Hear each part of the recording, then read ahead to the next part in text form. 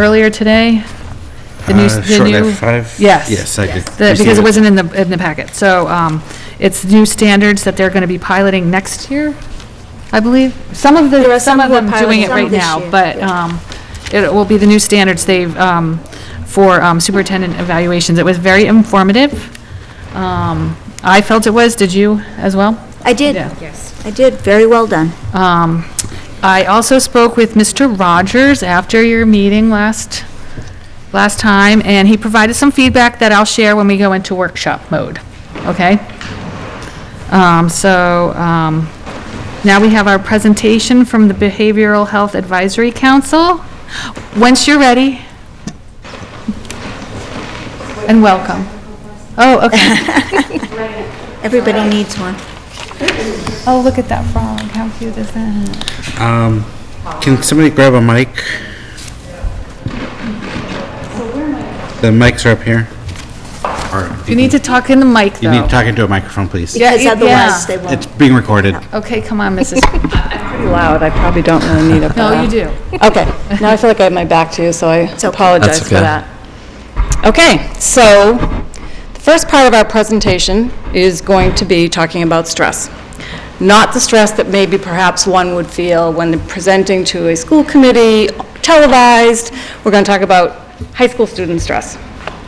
So I think we can probably all agree that the stress that a high school student feels today is very, very different than the high school student stress maybe 40 or 50 years ago, right? It's a whole different world. So we wanted to learn more about that. So we needed to get some data. So we designed a customized survey. It was about 25 questions that we distributed to all the high school students. And we had an 80% response rate from students 9 through 12 that responded to the survey, which is great, because now we know that our data is very valid with an 80% response rate. So that was great. The goal was to identify the students' primary stressors in our school environment, more specifically in relation to academics as well as homework, with the hope that when we had this knowledge, we would be able to help them better manage their stress in high school so that they could perform to their fullest potential, both emotionally and academically. So what did we learn? We learned that our students are very stressed. We asked our students to rate their stress on a level of 0 to 5. So 35% of our students rated their level of stress as a 3. And 34% of our students rated their level of stress as a 4, which means that 70% of our students feel that their stress level is between a 3 and a 4. So, what were the specific stressors? The first primarily stressed was their school workload, which was described in the survey as their homework, their classwork, their projects, and their exams. So 55% of our students identified this as their primary source of stress at high school. Their secondary source of stress was identified as my personal school expectations, which was further described as my involvement, my grades, the participation, and performance. When we looked at the environment at the school, we asked the question, do you feel that you belong or fit in at school? And 75% of our students feel that they do, which is great. Yeah, But that leaves 25% of students who don't feel that they can answer yes to this question, which is not great. That is a huge number. It's huge. It's And huge. of that 25%, 15 of them say flat out, no, I don't feel that I fit in. And then that other 10% in there is like sometimes not too often, but I have friends. The other question that we looked at when we looked at the environment was we asked the question, if you needed help with a personal or school problem, how many adults at this school do you feel you could go to for support? And sadly, as the graph shows, 20% of our students could not recognize one adult in our school that they felt that they could go to for help or support, and 20% could only recognize one.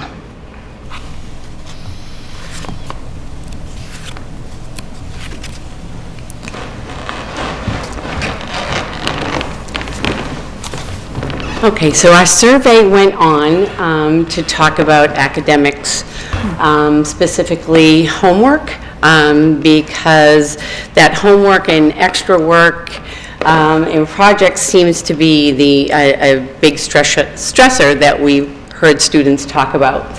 So one of the questions we asked is, how much time per night do you spend doing your homework?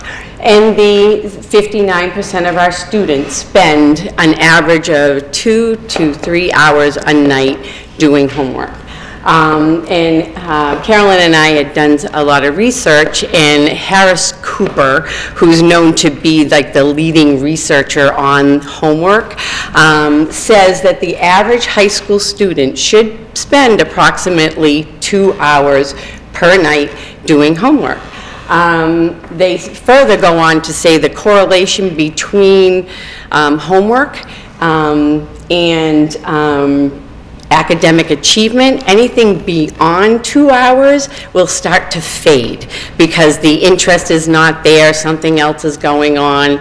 Anything after that 2-hour time frame, the correlation between academic success starts to fade. So that was quite interesting. So which made us start to think, our kids are spending the appropriate amount of time on doing homework. Why are they so stressed, right? So, okay. There we go.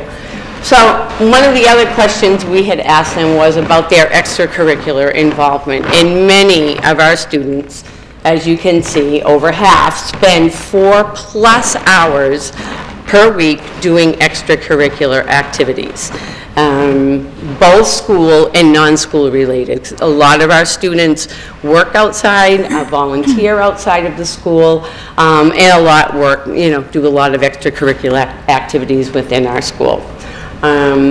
Which further led us to ask the question about finding that balance. We're always talking to students about finding that balance between their academics, between their social life, between their extracurricular activities. How can you handle that balance? And we found this number rather large, that over 50% of our students find it very difficult to find that balance between the academics, their social life, their emotional well-being, and all their extracurricular activities. So when we ask students, sorry about this slide. We asked students what they thought we could do in order to help them manage some of the stress and the stresses that they feel. And the top 6, the first one, less homework. Not surprising. The second one was more therapy dogs like Hank. The third one that they thought could help them was having teachers communicate like important deadlines when exams are, when final projects are due, and things like that. So that's some conversations that have been happening. Another one is homework-free weekends and vacations, which I know that's been explored. And one is lessons on stress and time management. And another one was more meeting times and more having school counselors more available, within their schedule. So those were the top 6 supports that they thought they would find helpful. So with that being said, we had some ideas on how we could support our students. And Carolyn will start. So one of the things that we found this great book called Overloaded and Underprepared Strategies for Stronger Schools and Healthy, Successful Kids, which is a great book. And in this book, I was introduced to this concept of a climate of care. And I've been asked, is this climate of care like a Carolyn thing, or is it a real thing? So it is a real thing. It comes from a framework that was developed by James Connell and colleagues. I learned about it in this book, like I said, and it suggests that for students to be successful in school and within their classrooms, they need to feel that they belong or fit in, and they need to have supportive connections with others. So this climate of care is sort of a broad concept. It has several different meanings, but in the educational field, it specifically looks at things like social-emotional curriculum, student-teacher relationships, student belonging, peer relationships, and school and classroom climates. So keep in mind that our data told us that our students are telling us that 20% of them don't feel that they have an adult they can go to, and 25% of them don't feel that they fit in at our school. So those are very valuable data points and knowledge for us to have moving forward in trying to establish a climate of care at our school. We already do have many things that support a climate of care. Go ahead. So some of our present supports that we have already within the high school, we do have an advisory program. I know you are all aware of our advisory program. We have a student support team. This is a team of staff that includes administration, special education teachers, regular education teachers, school counselor, the health office, and we talk about students that are at risk for various reasons, whether it's absenteeisms, whether it's they're not doing well in school, whether there's hospitalizations, whether there are concussions. We talk about students that are at risk, and we come up with a plan. The administration previously, all the school counselors had an advisory, so we were not available during advisory time. So we had asked administration to consider, as much as we love advisory and the whole theory behind advisory and think it's a great program, we weren't available to the students. So we asked administration if they would consider not giving us an advisory, so now we're available to the students during that time. And this is the first year we are doing that. And it's really been super helpful this year, especially with, right now, with seniors, getting them ready to go off into the world after this year, whether it's college, whether it's a career, whether it's a military, whether it's a gap year. But some of those students that don't have available time in their schedule can come see us during this advisory time without missing out on their lunch or having to come in early or having to stay late, because most of the kids are involved in the extracurricular activities. So it's been very helpful.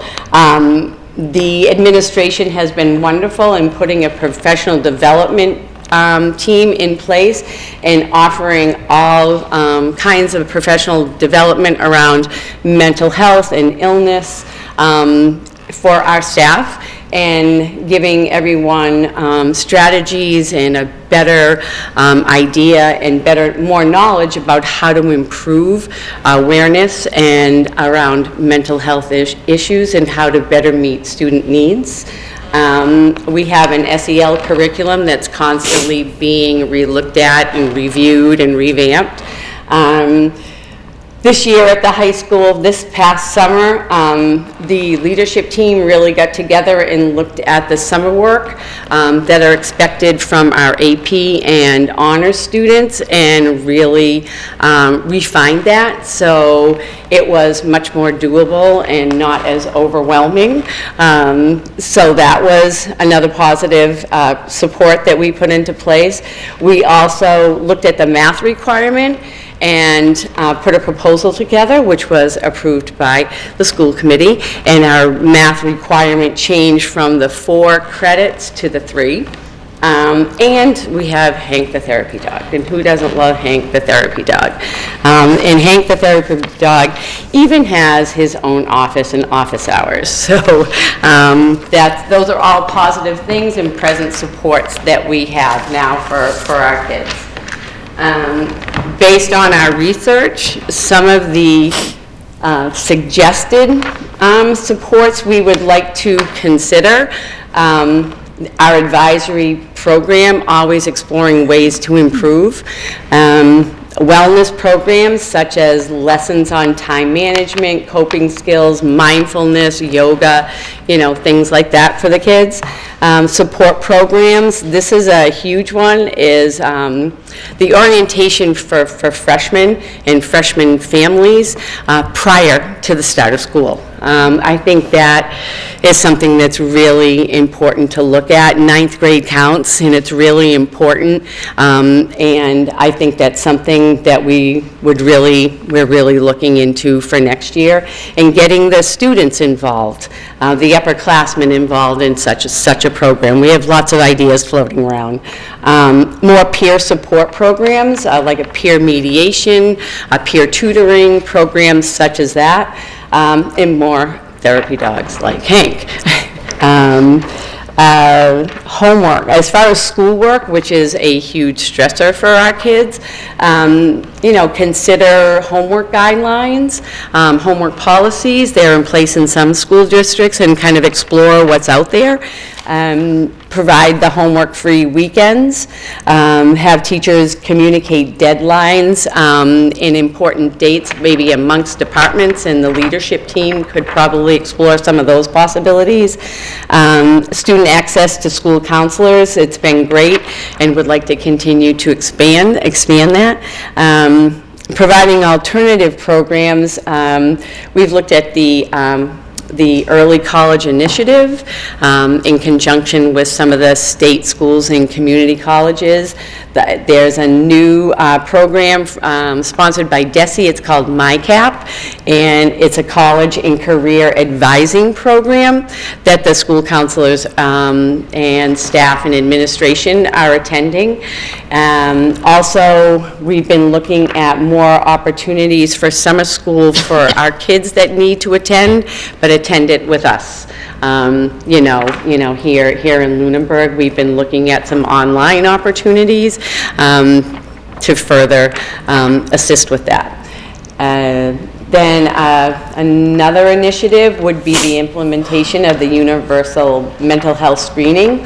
This screening will provide us with vital information as we move forward, trying to create that climate of care that we're also passionate about creating, and meeting the needs of all of our students. So I guess this is a great segue to introduce the next folks that are going to be presenting. I think Jamie, and I just went blank, Allison, I went blank on Allison's name. Jamie and Allison will be presenting more on the universal mental health screening. Sorry about that. Oh, yeah, all right. Got this. I think I'm going to use the podium, if that's okay. Yep. Keep it up this time. Is that okay, Roxanne? Yeah. Yes, All right. fine. Thanks for having us. Turn I that. appreciate it. Can we turn this? Yeah, Yes. so, yeah, Means I have to be close. Yeah, sorry, I'm gonna bring it in. thank you. For those of you who don't know me, I'm Jamie Millet, I'm the clinical social worker at the middle high school. And I'm Allison Alves-Pidgeon. I'm the school psychologist at Turkey Hill and at the primary building. So some of these statistics that we're going to look at to start our presentation, I know I've brought before you guys before when we talked about why are we having the Behavioral Health Advisory Council, why is this an initiative, and why is this so important. Mental health is becoming a public health concern. Statistically speaking, 20% of youth, so that's 1 in 5, have a diagnosable mental health condition. 50% of those youth are not receiving treatment. So unfortunately, de facto treatment is happening in a school setting. The way in which mental health care is being provided to youth and students is changing. It's different than it was 10 years ago. It's probably going to be different 10 years from now. So it is something that we need to look at and we need to take into consideration. Looking at age of onset of mental health diagnoses, most happen in adolescence by age 14. 75% are by age 24. It's happening while the kids are in our building, especially the middle high school level, and they're being seen probably as more behavioral issues at the primary and elementary school. The big thing here, the big takeaway, suicide's the second leading cause of death. I mean, that is a huge issue. That's why this is so important. In addition to just general wellness, we also are running the risk of kids not accessing curriculum and academics to the best of their ability because of these barriers. Dropout rates increase, academic performance, GPAs drop, decrease the likelihood of receiving a diploma. Research shows over and over again, the more kids are in school, the better they do. If they have mental health issues they're struggling with, chances are they may not be coming to school consistently. There it is, okay. We've spent a lot of time talking in this district about trauma, how it impacts students, and the need for us to be able to appropriately support students who've experienced trauma. This slide gives, a brief overview of how trauma may impact some of our students. It isn't isolated to where they have experienced that trauma. It comes with them everywhere. This slide outlines some of the impacts that trauma may have on a student's brain, which means these are things that we need to be able to support within the school setting as it affects them in school as well as in other environments.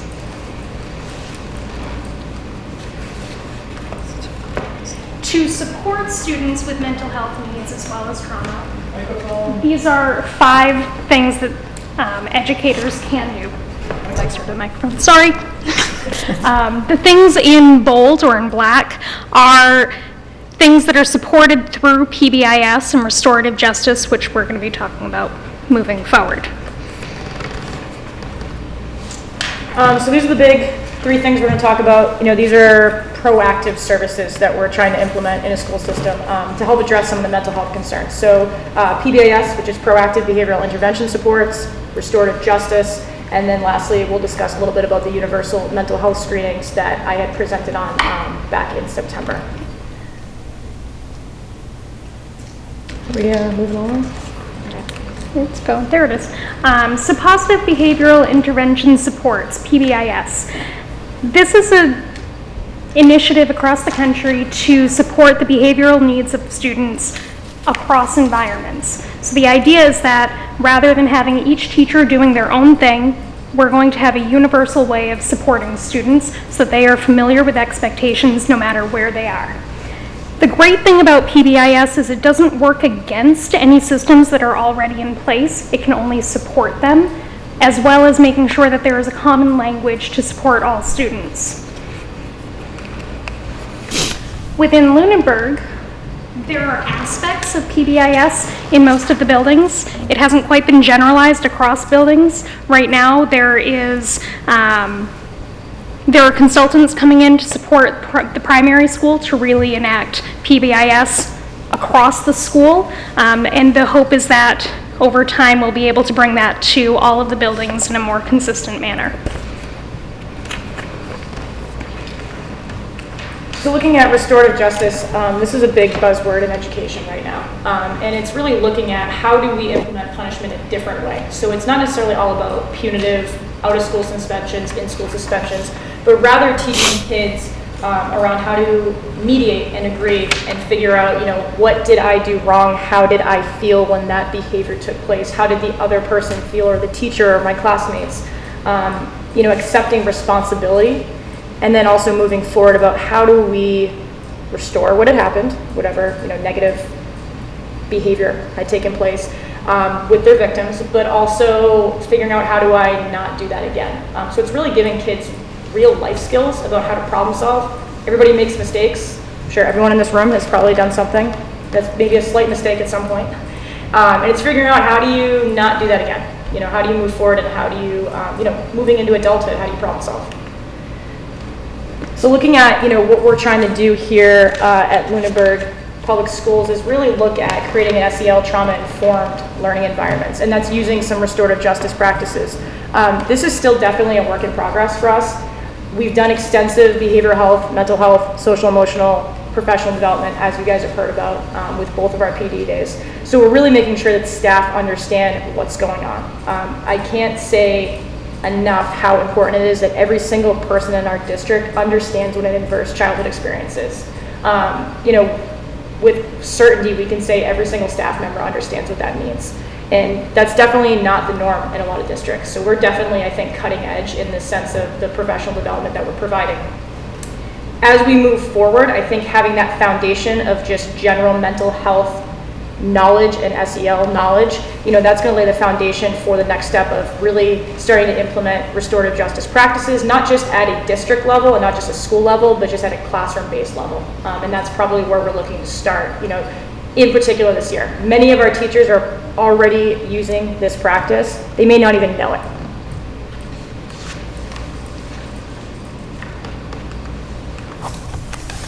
Through both PBIS and restorative justice models, which work very well together, the idea is that we shouldn't be punitive with students, is that we are supporting them to make appropriate choices moving forward.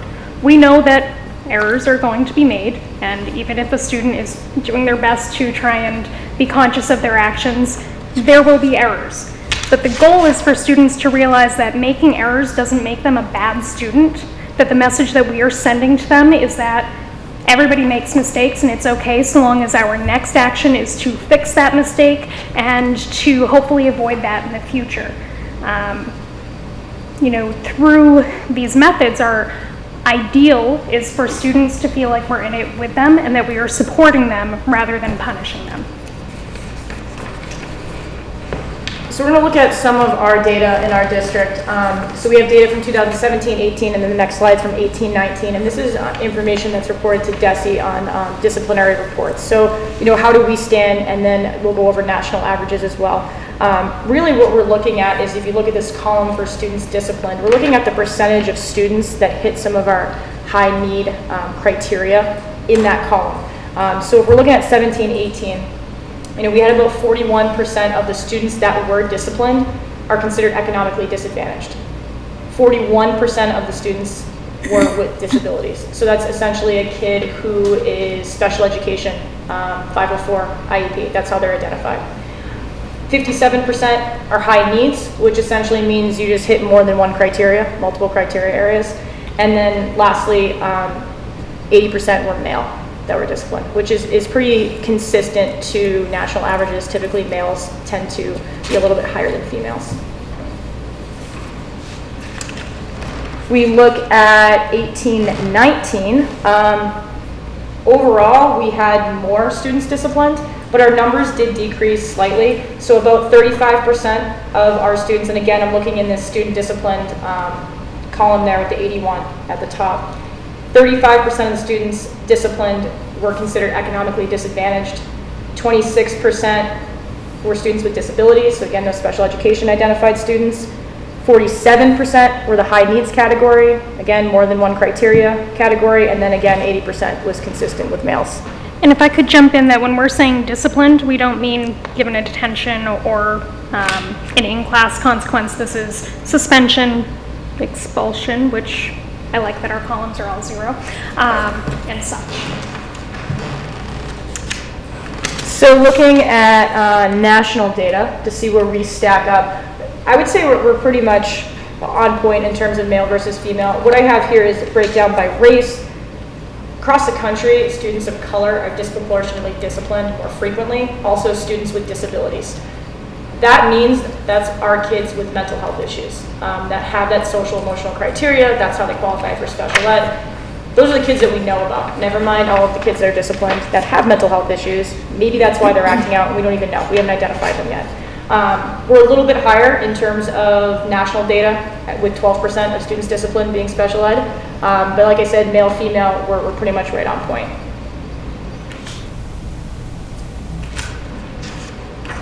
A concern is that there's an implicit bias that leads to students being disciplined more often than their counterparts.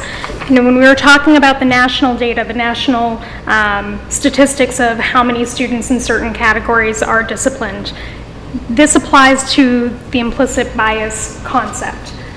Our goal would be for our numbers to be consistent with or less than national norms. The concern being that students with disabilities, or males, or students of color, are students who are being disciplined more often because their behaviors may be viewed through a certain lens or with an implicit bias that leads to their behaviors being considered different or negative.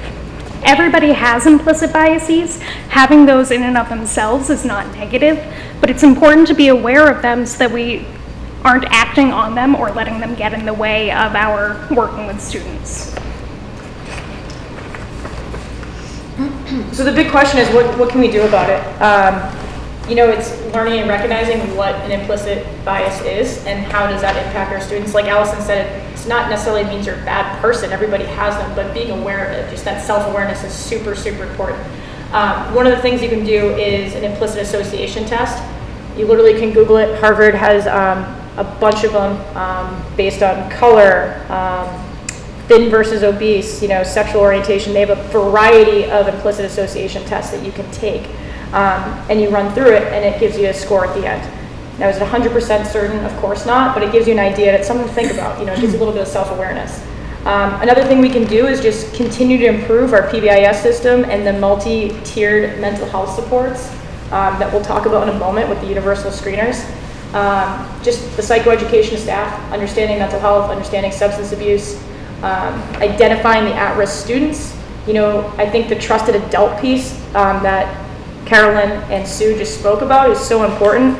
That's how you identify a lot of these at-risk kids, is you connect with kids. They're not always going to be those tier 3 kids that are identified as special education. There's a lot of kids slipping through the cracks.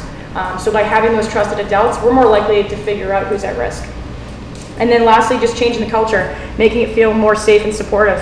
That's having that humility. We don't know everything. We're never going to know anything. It's constantly we're learning. Having empathy, care, and then using some of those restorative justice practices. There are a variety of practices across the country that are being implemented, but what comes out of looking at a lot of different school districts is the consideration of student voice. Hearing from your students, having them involved in helping to design and uphold school expectations. Whether it be through peer mediation or having different student panels where they're helping to construct the expectations for the schools. We also see mindfulness programs in schools in place of having just students sitting in a room doing extra homework as part of detention. Having alternatives to suspension programs where they're able to learn more about the behaviors that are getting them into trouble at school, so that hopefully they'll be able to learn more about it and change their behavior moving forward. Looking at universal mental health screening. So again, I had talked about this a little bit back in September when I had come. And this is something that we're going to be rolling out in January 2020. So this is, why are we doing them? That's the big question. We're trying to provide a multi-tiered system of social and emotional and mental health supports in a school system. Like I said, statistics are changing, our students are changing, we need to provide support for them, we need to help identify these kids. If anything, it's neglectful for us not to. And it doesn't necessarily mean that all of these kids are going to end up in the red triangle. If you guys have worked in education, you've probably seen this triangle like a million times, right? So this is the tiered triangle, that intensive red top piece being intensive, that's tier 3, that's direct service. So that may look like, from a mental health standpoint, counseling with me at school or with a school psychologist. Targeted is that tier 2 kid. They need a little extra support to make sure that they're accessing curriculum and being successful at school. That could be check-ins with a support person. That could be maybe some groups. It could be a variety of things. It's a lot of what we're looking at when we talk about PBIS and some RTI stuff as well. And then lastly, the biggest piece of this pie is universal. How do we reach the majority of the student body? And that's why universal screeners are so important. It's not to say every single kid is going to end up with tier 3 services. It's identifying these kids. How do we strengthen the yellow and green zone of this triangle to make sure kids are successful? And how do we connect them with community supports as well? So having interface is awesome. That's a huge resource tool that we use. One of the universal screeners that we currently do, state mandated, is the SBIRT screenings, which is on substance use. Interface is what we hand to the kids. They all go home with the information. At the very least, the kids are having a conversation with a trusted adult. Hopefully they're connecting with someone they maybe didn't know before, and they're going home with some information. If they share it with their parents, they're teenagers, who knows if they really will, but we hope that they do, and it's something that they now have. And lastly, we're trying to break the stigma. If we don't have these conversations, we don't identify these kids, we cannot just sweep this under the rug. It's just going to increase the stigma, and we're going to continue to have issues around mental health and being able to give kids the support that they need. So some additional information on the screeners. So how we're going to do it. So the two evidence-based tools that we're going to use is a PHQ-9 and the GAD-7. It's on depression and anxiety. You can Google it. They're free screeners. They're evidence-based.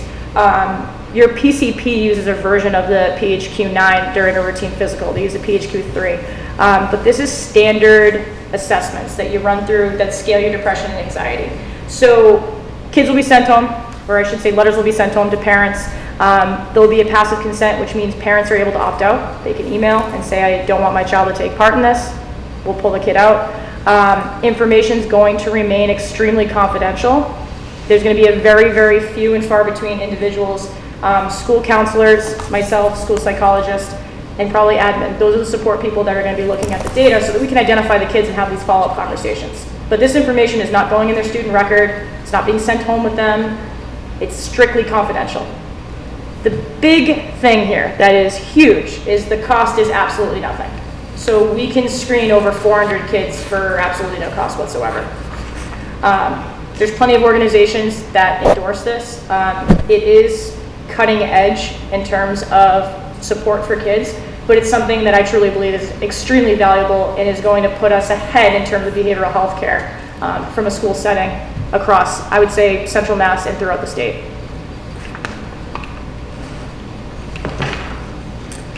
Some of our plans, I know I've gone over this before with you guys, and I don't think anything's really changed too much. So we're still meeting every 3 weeks. Typically it's a Monday at Lunenburg Middle High School. The group is pretty much the same. You know, we have individuals from a variety of different aspects that are pretty much the ones that are in the trenches with kids and dealing with the behavioral health. You know, we have BCBAs, school psych, school counselors, administrators, school nurses, myself. And we're going over and we're still going through, you know, how do we move forward and how do we evaluate, what are we doing well, what do we need to continue to work on. Some things that we have going on, I'm going to a dialectical behavioral therapy training series through the Bridge. It's an intervention that is seamlessly integrated into school systems across the board. And it's something you can run as a clinician, with a teacher, with a special educator, with really whomever. And it's really, really an awesome ability for us to get to those tier 2 kids via groups. So stay tuned. I'm doing the training now, so we'll see where it goes, and that's something that we're hoping to implement next year. In addition to that, I also was approved, thanks to Dr. Burnham and Juliana Hanscom, to take a certificate program in trauma-informed education. So I'm about halfway through that right now. And so I'll be able to bring back some really great expertise to the district on how do we continue to make this a trauma-informed, learning community. Again, mental health screenings, those are going to happen January and February of 2020. The mental health PD that we did do back in the fall, and then there's going to be a kingship support group, and that's coming soon. We'll probably have someone come back and report out on that. And that's for kind of the non-traditional caregivers, so grandparents, aunts, uncles, foster parents. That population is on the rise in our community, and we want to give them a support network for resources and also to lean on each other for support as well. All right, I think that's all we got. I'm just going to try and solicit some more Twitter followers. Get out your phones now. Does anyone have any questions or anything for us? I have a question because I wasn't at the last meeting. Sure.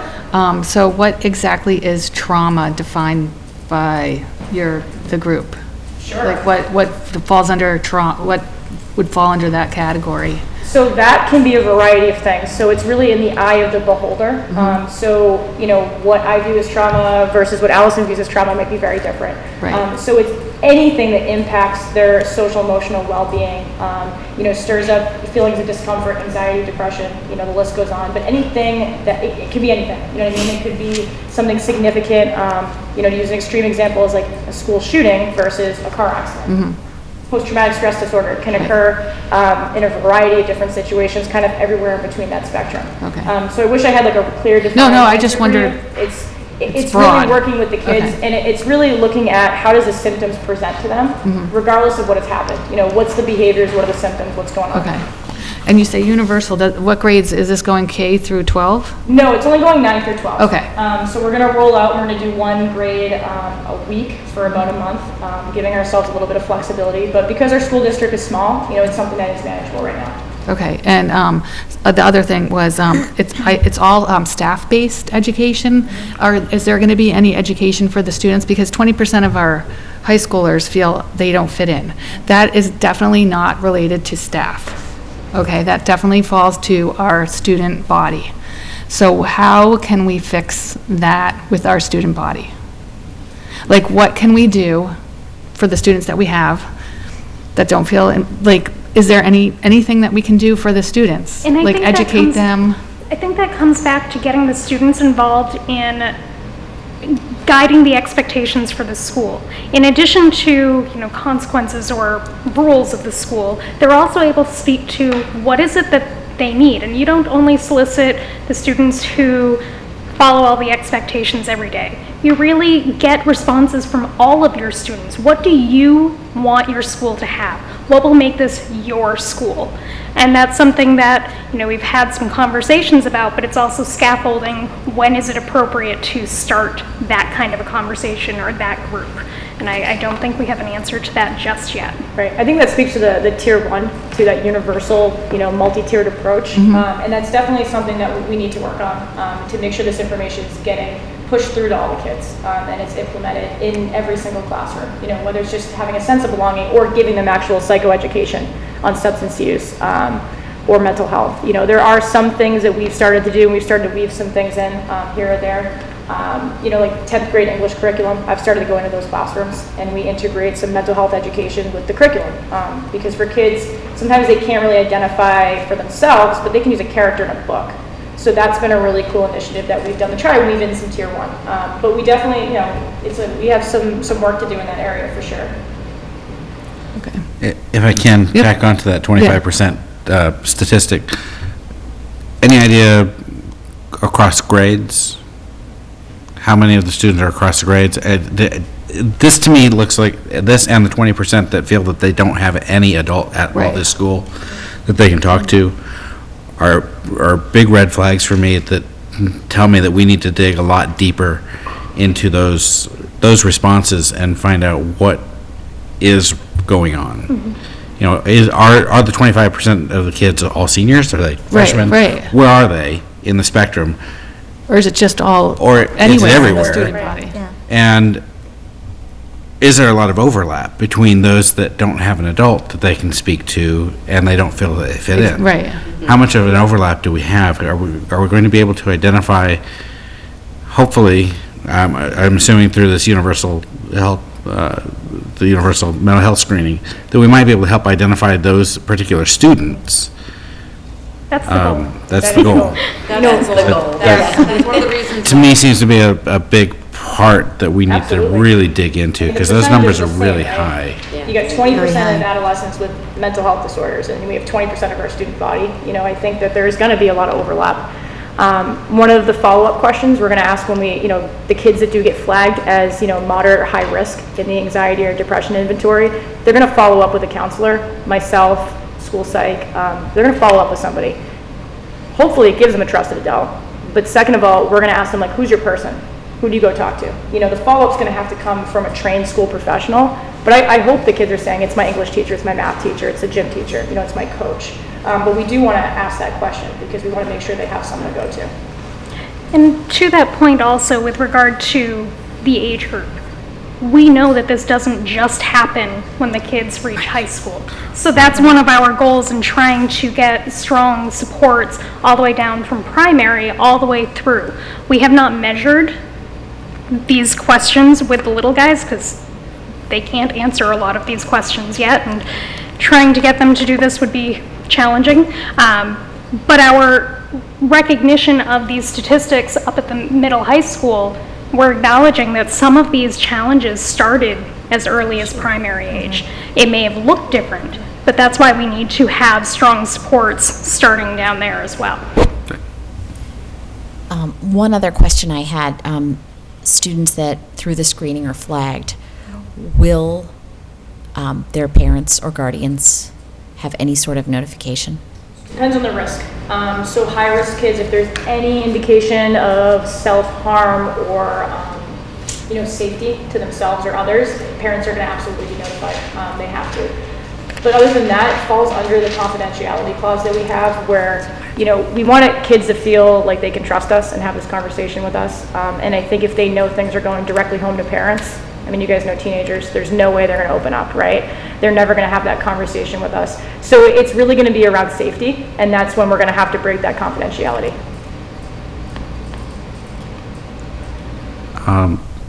I had another note that I had written down. You had mentioned using non-punitive processes, but, basically positive reinforcement, not using punitive. There does come a point where a positive reinforcement fails, and you do need to go to the punitive. At that point, I'm assuming you will have that defined, what that point is. And the idea being that everything is clearly laid out and defined. Student knows that when I do this action, this is what's going to happen, rather than it being based on, the day, the person who's providing the consequence. We want it clear for students. Yes, there is a time when a consequence needs to happen, but the idea is also that it should be a logical consequence, not, you broke this pencil, so now go and clean all the whiteboards in the classrooms. It needs to somehow be applied to or applicable to the action that took place. And in some cases, that may be a restorative practice of, I broke the pencil, which means nobody else can use the pencil, so I need to apologize to my peers. Clearly, I work with younger students. But, making sure that it's appropriate for the age. Right, and you use the term, made mistakes. Everybody makes mistakes. And so there are some things, yes, when you're making a mistake, that a positive reinforcement happens. But not everything that anybody does is always a mistake. Sometimes it's just born out of stupidity or maliciousness even, in some cases. And so I see where, and I agree with the positive reinforcement as the goal, but I also recognize from a realistic standpoint that punitive responsibility has to take place as well. So I didn't hear that was part of this conversation. And then just the really last comment I had was I wanted to thank Dr. Burnham for having the foresight to bring this BHAC together. It's been very eye-opening to me as a member of the community and on this committee and as a parent. So thank you. Well, it really is a credit to the individuals that are part of that council. The folks that you have here before you this evening are extremely knowledgeable experts in their field. They are passionate about this work, and they really are doing extraordinary things to move the district forward. I couldn't be more pleased or more impressed with the work that they've done. They are really phenomenal individuals and educators, and I thank them very, very much for the work that they do every day. Every day. Thank you. Thank you. I think my only comment has to do with the idea of restorative justice and the importance it is that when kids do something wrong, they understand they have to do what they can to fix it. That saying sorry is not enough. And that, sometimes you need to go to a peer and say, what can I do? What did I, what happened in this situation? How can I fix it? And that is the skill that when I was a child, we learned in the backyard or at the playground or in the park. But the kids do not learn it in the same way today. It's very different. You're absolutely correct. So I think that teaching that skill is very, very important. Is very, very important work. Thank you for what you do. Any other questions, comments? No, thank you for your time. Thank you Thank for you. having us. Yeah. Very informative. I also just wanted to make a connection with the members of the committee that the work that they're doing goes back to those 4 big objective areas in the strategy that we outlined. The equity component, They talked about the implicit bias, they talked about the discipline data and how there's some inequity there. I think, honestly, the work of this particular group is going to be very impactful in completing some of the work that we've outlined. I think if this is any indication, yeah, absolutely. Yeah. Okay. Public comment, do I have any public comment on agenda items from the public? No? No? We have warrants on the, and line item transfers to approve. We have the do. warrants. Rec? Yeah. So we have a few line item transfers this evening. One from the primary school to transfer $3,375 from the new furniture equipment line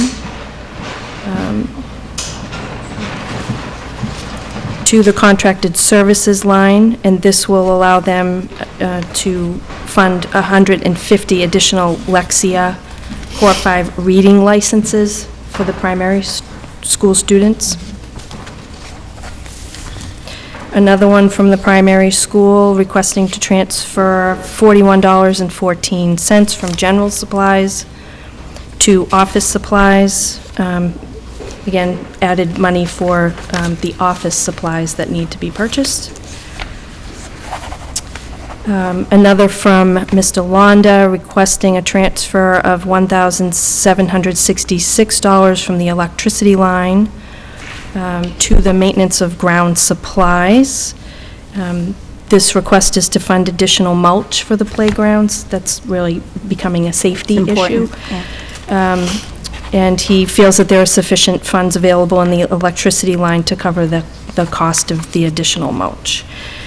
We also have the transfers to make the rental payment for the extended day program and the community school link services rental as well. That mulch, is that the rubber mulch or is it just regular mulch? I do believe that it's the rubber the mulch, child right? safe rubber mulch. Yeah, Mhm. yeah. Okay, so I need a motion to approve the line item transfers as presented. Make a motion to approve the line item transfers as outlined by Dr. Burnham. I'll second. All in favor? Aye. Okay. We have minutes to review, well, you should have reviewed it, you reviewed them and made comments. Do you have anything outstanding? We don't have the minutes for November 20th this Right. evening. Those will be up for the next meeting. From the other two, are they all good to go? Yeah, I'll move to accept the October 16th, 2019 regular session and November 6th, 2019 regular session meeting minutes. Second? All in favor? Aye. Aye. And superintendent's report. So we have a retirement. We want to congratulate Karen Rash on her retirement. Mrs. Rash has been with the district since 1997. She started her career here in Lunenburg as a tutor and then became a third grade teacher in 2000. She has also been a special education teacher here in the district, and most recently, she has served in the role of Title I reading teacher at the primary school. I want to thank Karen for her service to our students and wish her well as she begins a new and exciting chapter in her life. I want to mention delayed openings. With the recent storm, we had originally called for a delayed opening on Tuesday, which was day 2 of the storm. As part of that delayed opening announcement, we indicated that the morning extended day program would be closed that morning. This is a departure from past practice. However, in consultation with Mr. Launder, Facilities Director, this decision is made based on a variety of factors, including timing and intensity of a storm, properly functioning and operational equipment, and the staff, whether that be maintenance or custodial staff, to operate that equipment to ensure the snow removal. It is a departure from past practice, as I said, but we will be sending out a communication, notifying parents of children in the extended day program. We would like for them to be prepared that there is a possibility that during a delayed opening, we may have to close the extended day program. If conditions are such that we feel that we can open the Passios to receive the students for extended day, we certainly will do so. But just in fairness to the parents, just to be aware that there may be times where the morning session would be closed. Would that be similar for an extended day if there was a storm coming in the afternoon?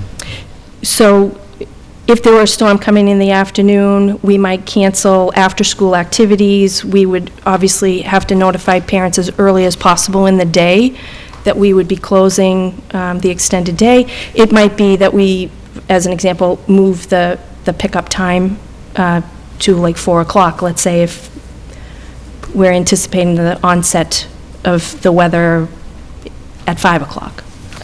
So again, it really will be case by case, depending on a lot of conditions at play, and we'll do the best we can. We, fully recognizing that any disruption from a normal routine is significant, right? We recognize that our parents are working parents, and it's a lot with what might be perceived as last-minute notice to make a shift to your normal routine. And as I stated in a recent communication out to the parents, I will do my best if all indications are that closing school is necessary, and I know that the evening before, I absolutely will make that call the evening before. But if there's any uncertainty, I may have to wait until the morning to check what the conditions look like before I can make a call. And I recognize that creates a level of challenge for families to find out at 5:30 in the morning what's going to happen for the day. But I feel if there's a way that we can open school, it's my responsibility to do that, as long as we can do it safely. Relative to all of the recent weather, I'd like to extend some gratitude to Jack Rodequins and his team from the DPW. They did some extraordinary work to clear an unexpected amount of snow. I'd also like to acknowledge and thank our maintenance and grounds, as well as our custodial staff, for the work that went on across multiple shifts on multiple days to clear the campus and be ready to open and receive students today. So thanks to all of them for helping make that possible. I also want to make everyone aware that, we have had some calls or emails from parents relative to emergency contacts in our system receiving the automated emails and calls. There's been a shift in our school messenger and Power School sync, if you will. We're working with the school messenger folks to make some adjustments to our filter so that when we pull those contacts for that communication to go out, that we're actually pulling the contacts that we intend to be pulling. Right. So that's a work in progress, and I just wanted to thank folks for their patience. We are working on it. And when folks contact us, we do what we can to make that adjustment ourselves. I also wanted to provide you an update on the elevator inspection at the primary school. We finally have a date for the inspection. That will be next week, December 10th at 4 p.m., an overtime inspection. I do want to remind folks that the gift card drive is still underway. We're supposed to conclude the drive on Friday. At this point, we haven't had a very robust response, so I'm going to make a heartfelt appeal to folks that if there's any way that you can donate a gift card to benefit our students and the families that are in a little bit of need of assistance this season, I'd greatly appreciate that. And they don't have to be physical cards either, I've confirmed. They can be an email. e-card. They can be electronic, and they can be emailed right to Mrs. Cooney Exactly. at the high school. Which is what I did.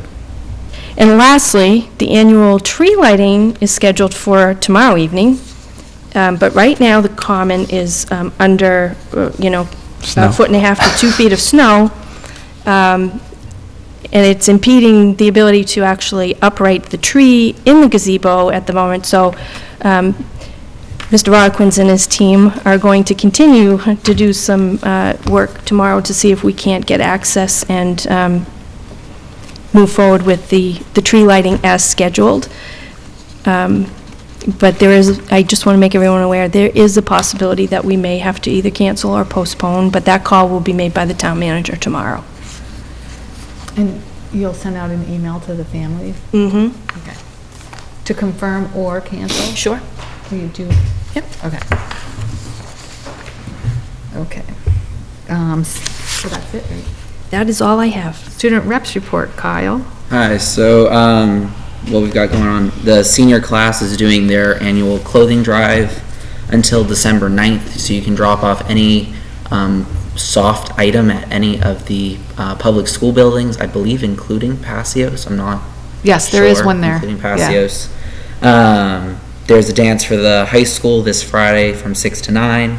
As Dr. Burnham said, the tree lighting is tomorrow. Student council will be selling baked goods with the profits going towards the Lunenburg Lions Club, assuming the tree lighting happens.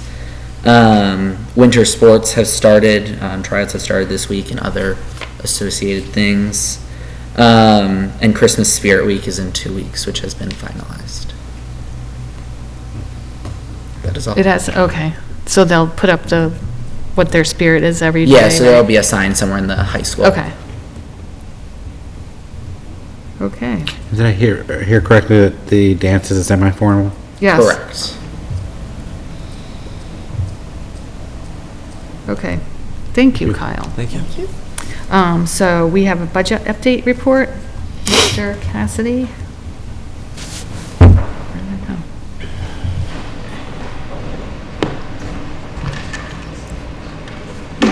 Good evening, everyone.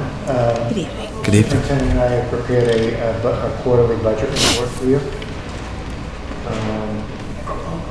Microphone? Can you just slide it in? Thanks. Thank you. For on air.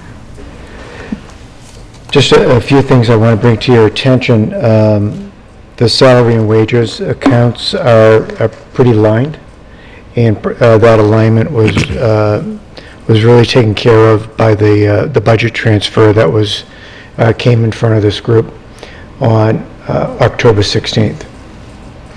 One point of clarification on that transfer, because I think there was a little confusion during a conversation that the superintendent and I had with the finance committee, is that transfer was to create new positions. And that maybe I did not do a good enough job communicating that to this board, but that was not to create new positions. That was to just shift money where people were working from at the building level. So no new positions on that transfer. Okay? Thank you. Our health insurance is properly funded this year, so we look like we're in pretty good shape. We are motivating schools to purchase supplies as quickly as possible because we anticipate sometime in early spring stopping purchase orders, just because our back will be against the wall for creating new POs.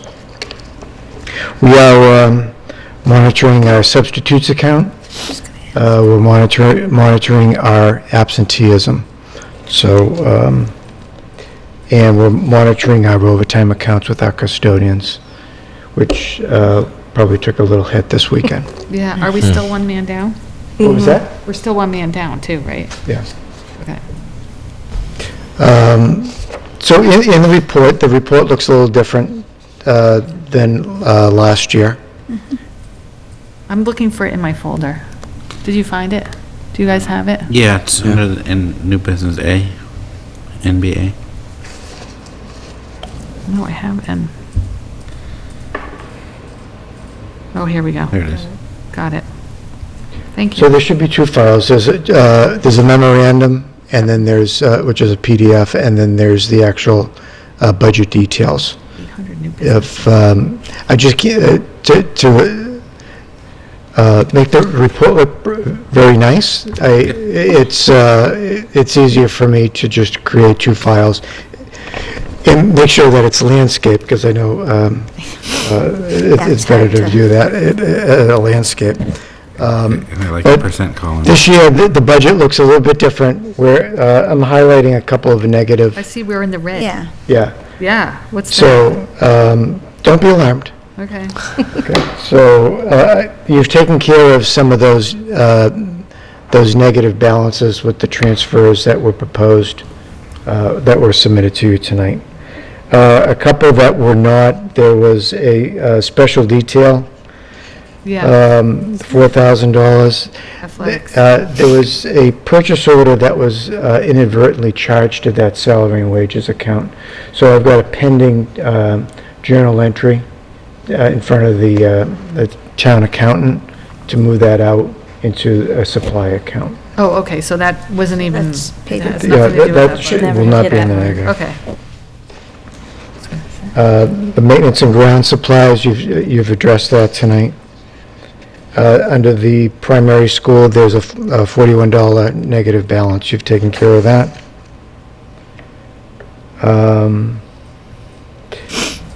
Turkey Hill, there's a $46 balance. At the time that I ran this report, which was last Monday, that is tied to a purchase order that is supposed to be closed. So that account will not be in negative balance next time.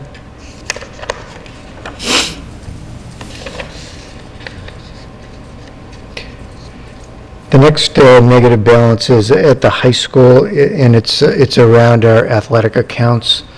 Those charges are supposed to go against our revolving account, and there's a pending journal entry for those negative Revolving, balances. the The athletic athletic revolving account, yes. Okay. And then finally, on the last page, is a $240 purchase, which will be presented at the next school committee meeting. It's for purchase of some furniture for the high school. So that'll be a pending transfer. All in all, I think we're in pretty good shape Yeah. for this time of year. Any questions? Any questions from the committee? No, you answered all my questions. Okay. I appreciate how easy this is to read and I like the highlights. everything, the way it's presented. Thank you. As always, if you want the type larger, or, I'd be happy to accommodate. Oh, Just- yeah, huge, so do I have my glasses on? Okay. Even my, Thank you. no. I'm only. I'll make the lines bigger. iPad on takes the care next- of Do the that. iPad, yeah. The Seriously, iPad I'm takes like care of this. it. And with my glasses. Well, go landscape. And that's why I made the negative balances red, so it kind of draw your Yeah, I like attention that. to Thank That's- you. some. Yeah, that was very That's helpful. very helpful Okay.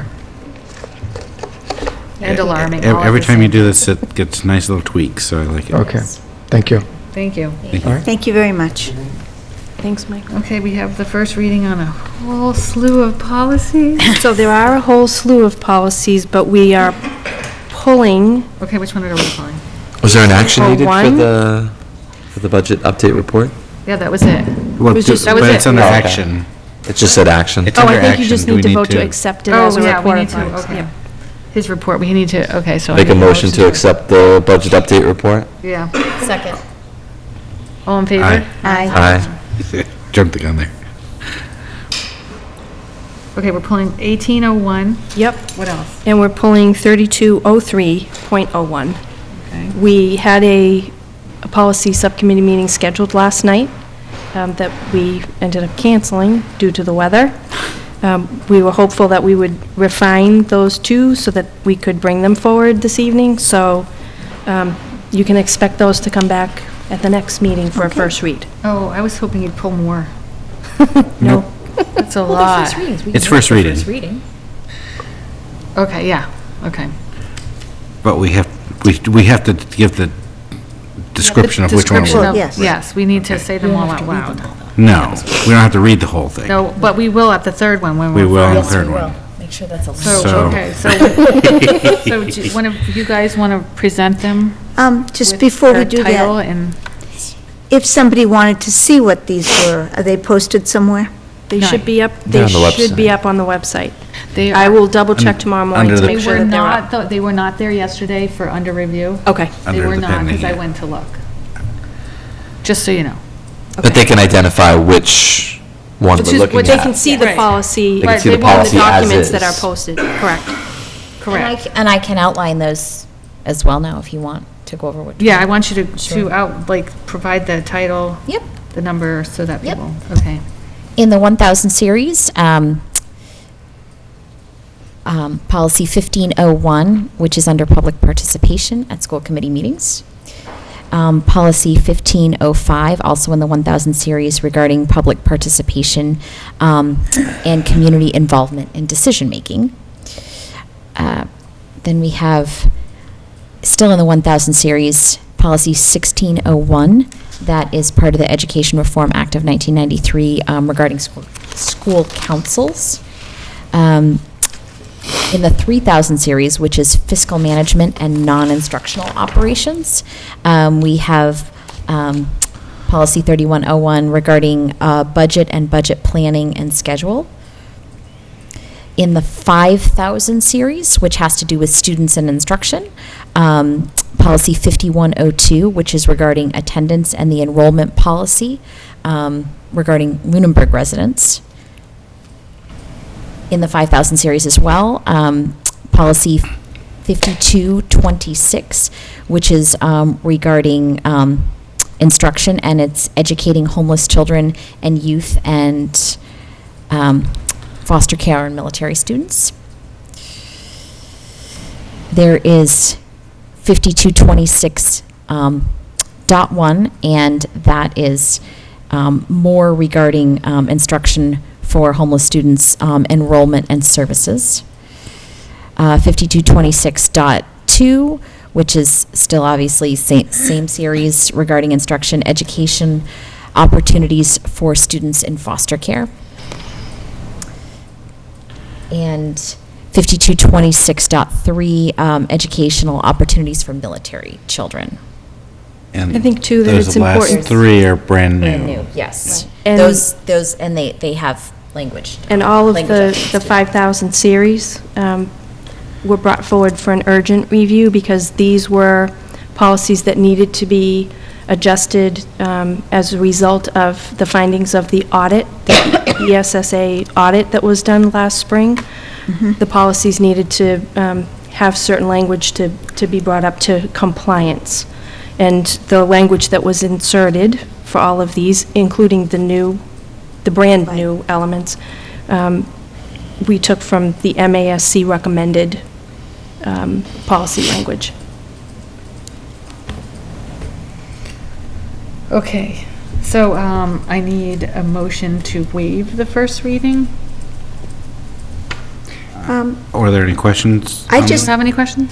I had, not a question, but, well, I guess a question, on 1601, about the school councils, the school improvement plans, the changing of the date To November? to November, is that a response to the availability of MCAS information and that type of thing? In part, we talked a bit about the process that we used this year, where I asked for the committee to suspend the approval of the school improvement plans until the Right. fall, to allow us time as a leadership team to do some work together over the summer months, so that they could ensure that their school improvement plans align with the work that we're looking to target as a district. So we, had some conversation members of the policy subcommittee asked me to have the administrators weigh in, and they felt that delaying the final approval until the fall would be beneficial. Again, they would have some data to look at from the MCAS if that were in some way a marker, if you will, for success or progress with some of their school improvement goals. But they also felt that the work that we did together over the summer was very valuable. And it really does align a bit to what we learned at the workshop for the superintendent evaluation process, where, you know, you work to align the goals of the school committee with the goals of the superintendent, with the strategy for improvement, with each school improvement plan, with the administrators' goals for their evaluation, with teachers' goals for their evaluation. When you can create more of a through line, Sure. you have a better opportunity to have some impact. So we thought it would be beneficial to delay the final approval until the fall. Okay. Any others? Nope, that was my No, only go ahead. question. So now, I will take a motion to waive the first reading. I can move to waive the first reading of, here we go, Yep. 1501, 1505, 3101. Nope, 16. Nope, sorry. I'll take it off of this. I Yeah. have right here, too. 1501. All right, he scratched them out. Let's try again. I move to waive the first reading of 1501, 1505, 1601, 3101, 5102, 5226, 5226.1, 5226.2, 5226.3. Second? All in favor? Aye. Thank you. And we have some I donations. thought I was organized.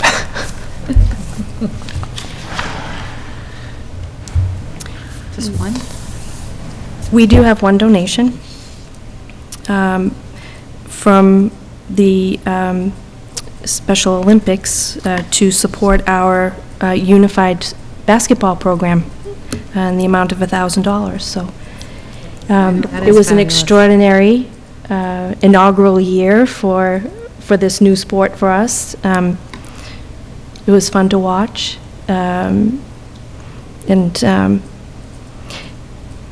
I think that the benefits are really widespread, not just for the students who participate on the team. So I would recommend that we accept this donation. It will be used to purchase uniforms for the team. Oh, terrific. For next season.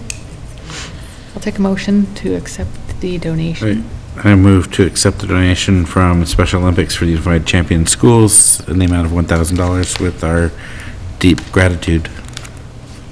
I'll second that. All in favor? Aye. That's outstanding.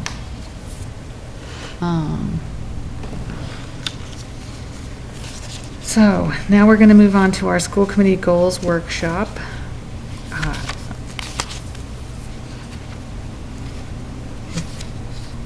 Okay. Are we going to stay up here, or did you guys go down? We were in the other room. Right. Oh, yeah, easier to do a workshop. It's easier in the other room. Yeah. in the other room. Okay, what was it? I'm assuming, considering the mics, we probably should stay up here. Yeah, we should stay up here.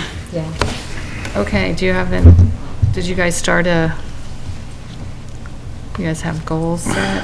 What'd you Oh, guys I wrote some stuff down. I was here this afternoon. speak? Minutes, or? We began looking at what? Oh, maybe. You probably don't need to stick around. Yeah, you Oh, don't you have to can go stay. now, Kyle. You didn't have Thanks, Kyle. our goals for I'm sure you last have year. extracurricular homework to do. Sure, there's right? something to do. Oh, yeah, don't get stressed out. Here we go. Last one. Last year's, yeah. Last week's. Um, And where are my notes? Last week. where is it? In the Oh, I other know, I one? took notes somewhere. I have notes, but they're not very good.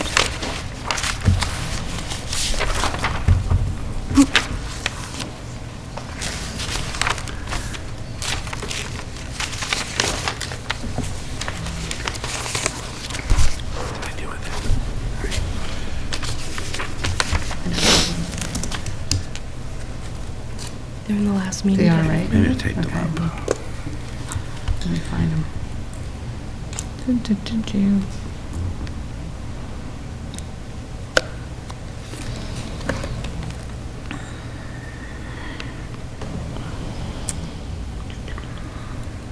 Okay, so last year's school committee goals, we went over at another meeting too, were to increase community awareness of school committee role, and we have felt like we fulfilled that goal, correct? I believe. The survey, we created a pre-survey, community members, and we went over that. But we also talked about last time Yeah, that what? we didn't I do. wasn't- yeah. Yeah, because you weren't here. Yeah. We could focus on writing articles, or we could focus on some other means. We feel like the public in general still doesn't understand exactly what we do. The roles. The role that we have.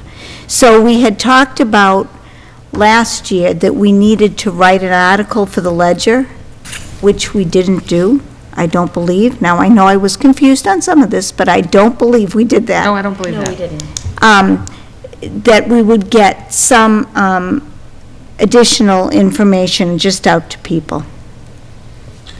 So you think we should write an article? We also talked about how to sort of allow for some more collaboration with Right. the That was community. with, So it's not the last goal. we threw out some different ideas. One idea that we were kind of circling around a bit was, do we have some time prior to our meetings?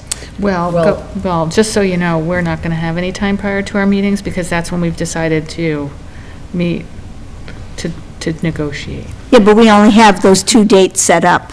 So Yeah. we could, and one of those dates is not the night of a school committee meeting. So, for example, in January, we have January 8th and the 29th. But what would we be talking about at all of these meetings?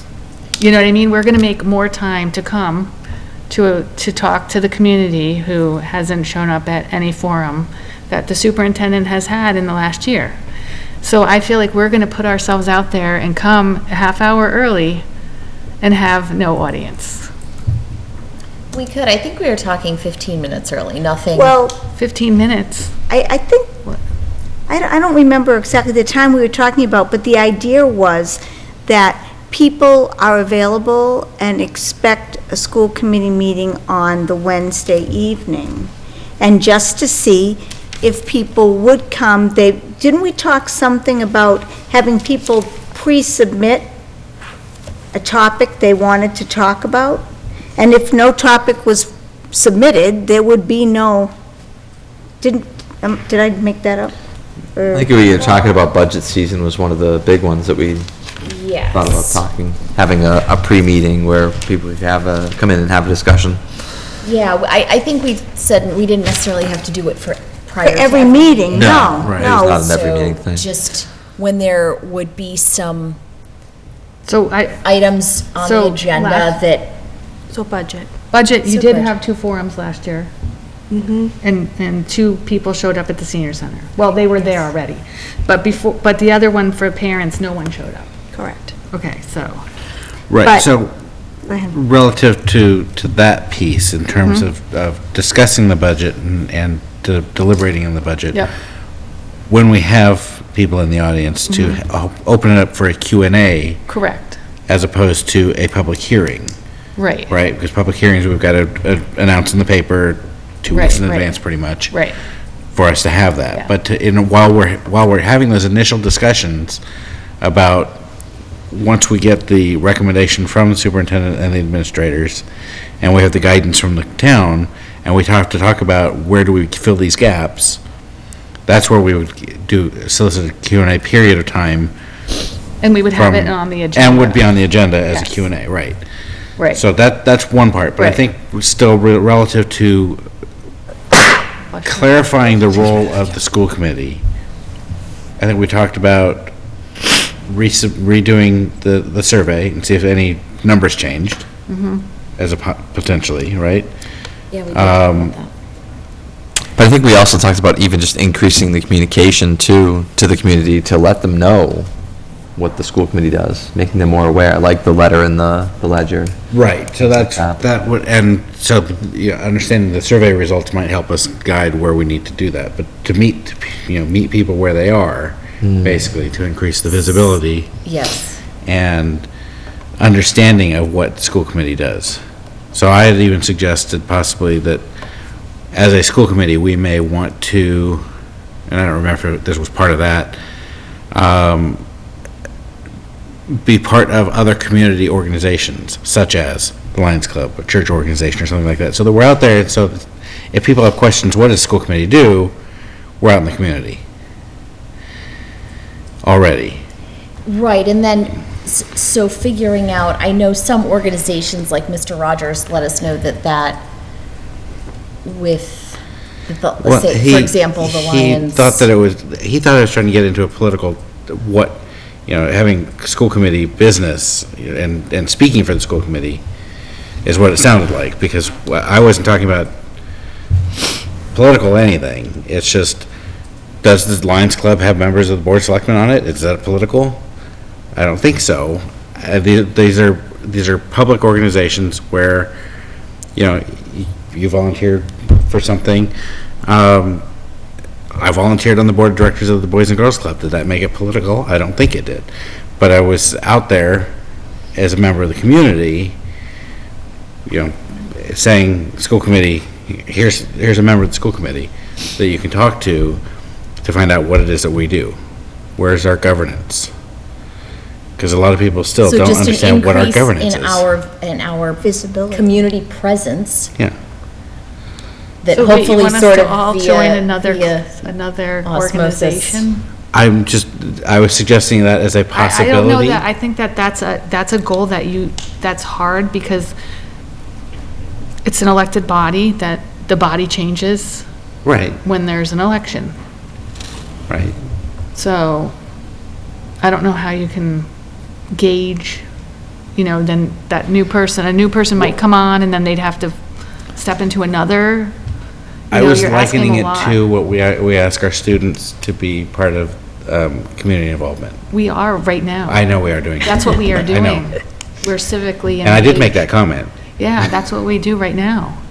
We are very civically engaged, all of us, on many committees. Yes. I think it's more of getting the community more Yeah, engaged, finding ways to get them more It's engaged. not, and it's, Right, but at the same time, it seems to be that, again, with the communication to the parents, you go where the parents are.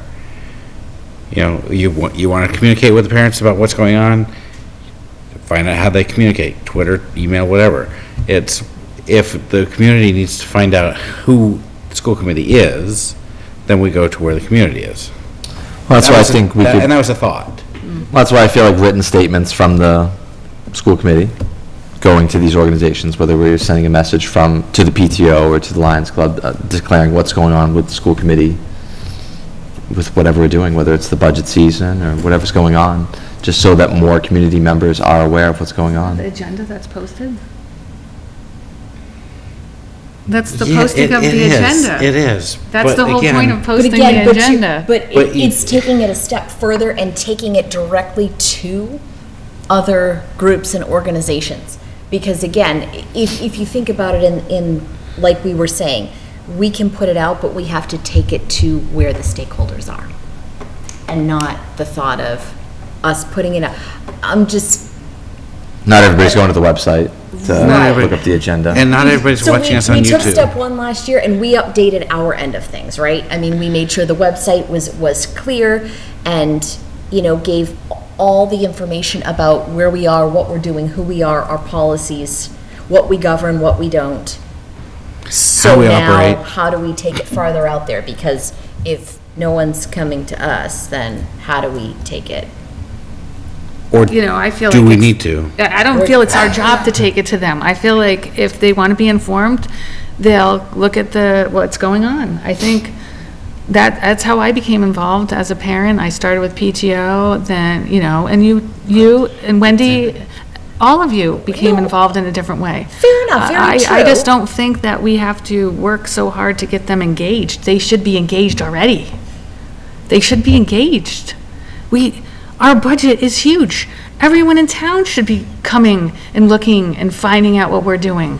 So I think a targeted article in the Ledger is a good idea regardless, because that's. I think so. Our schools put them in there, our principals do. So, and obviously Superintendent Burnham does as we get closer to budget season. Oh, she just had one in last week. Yes. We have a schedule. Yeah, maybe it could be kind of We could be a part of the twofold schedule. where we're putting a letter in the ledger, but also that tells people that we're going to have a question and answer period or a discussion period in our upcoming school committee meeting where people can come during that agenda item and have a discussion or questions. It's hard because agendas go out 2 days in advance, and the paper needs it a Tuesday before, correct? The Tuesday before. The Tuesday before. Is the deadline. So, I think potentially where the budget topic is concerned, we know what the timeline You is know going to ahead of be. We time. could Yeah, I select a think we- meeting and have a that Q&A. makes sense for that Q&A. potentially January 8th or January 22nd meeting is And it a would just budget be discussion in or the- budget in the update. meeting. It would be in the meeting, not in That's the- addition, before the meeting, not after Correct. the meeting. It would be part of the meeting. Correct. After It would the be part of the presentation, meeting, Yeah. after a nice presentation. Yeah. After the After the presentation, when we're presentation asking would questions make of the, sense. Right. of the superintendent, the public Yes. can ask questions. I have no problem with that. That's I think interesting. that'd be great, and we'll Yeah. try it once and see how it goes, Yeah, and we can and I adapt think from that there. that will, Yeah, that, that's a good way to start it. and we'll see, And then we have that dialogue. yeah. But ultimately, the decision rests on this board, Right. on this And that was Right. your point. And that's actually something that is Is in one of the policies. Is in one of the policies. Right. We keep saying we want feedback, we want input, we want community involvement. We do. And when we, have, granted, it's the same people in the audience, but, Thank you for coming. Thank you, yeah. But it's, it's not always I know. feedback. It's not a wide variety of feedback. I like to get different perspectives from people to help me inform my decision-making. And so I like having, even if we're arguing about whether or not we need to get involved in the community. Oh, I feel like I'm involved in the community. I feel like I hear from a wide I know, variety of and I made the people comment. I said, everywhere that we I already go. are. In Hannaford's, at the turf, at church. I feel like I am overwhelmed by the amount of comments that I personally get from the community. But I think. Enough. The essence of what was trying to be communicated was there a more direct way we could provide some concrete information to stakeholders? We are a body, okay? So one of us can't do that except We for had me. that, Except for you. we had that Talked about that discussion as last well. week. I would have to go to all the meetings and do that. But that's why we You were can't talking do about a that. written statement. Well, that's totally different. That's not, because we are a body. We are one, like, Correct, and we- unit. Or That we was can exactly talk the point about, we made last these are the things within governance. That doesn't Well, that's- require right, I mean, Right, school yeah, committee it's right there governance, on the school it's right committee there. webpage. We could individually talk about that. Yeah, But an individual, anything beyond that, what's going to be on the agenda and Yeah, blah, yeah, blah, blah, that's- we couldn't discuss. yeah. We would say, And don't know, we I had bring that that to the discussion superintendent. about how can we do something when we have one spokesperson. Yeah. So that was part of our last meeting when we talked about this, but how, again, so in the vein of if we're putting together something that's school committee, not necessarily a superintendent update, but that represents the school committee, say in the ledger, then how can we get something informational? And even if it's topic, budget, or something else throughout the year to other groups that meet, like PTO, or, Superintendent goes to PTO meetings. she does, that's true. Yeah.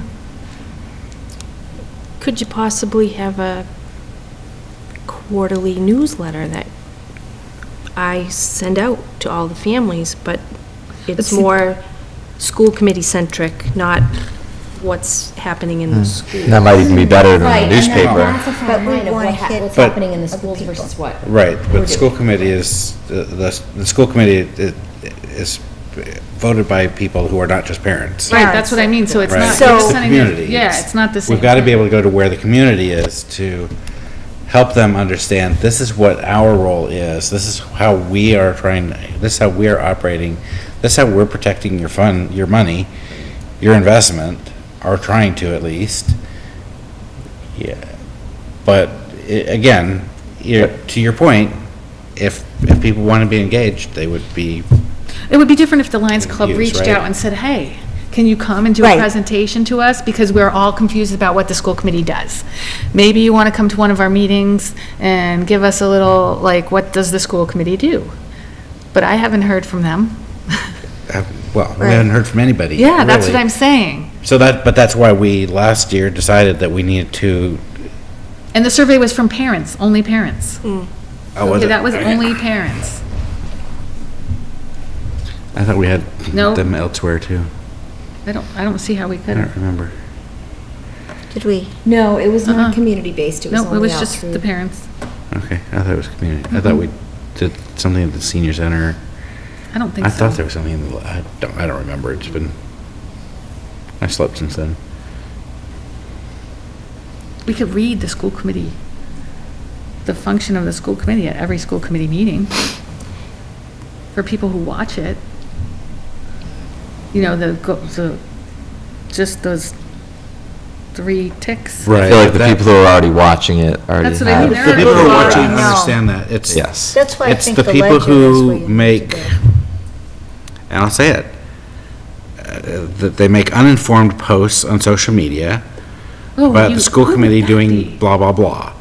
I know. I don't know who that would be because I don't follow those I pages. don't either. But I do know who that would be. But I So do know, that- I've seen them in the past. So have I. So I Which is think why I the stopped comment following. that- That's all, social media is a whole nother That's a different conversation. It is. Well, and I, But- that's the thing, and you know what, we We're shouldn't not just, going there. yeah, Yeah. like, That's a that's different kind of done conversation. with social media. But those are the and- types of, those are the uneducated kinds of people. people that we need to explain But we can't educate them. They don't educate want to that be they need- educated. what. They don't want the to be school committee educated. A is. lot of them are parents.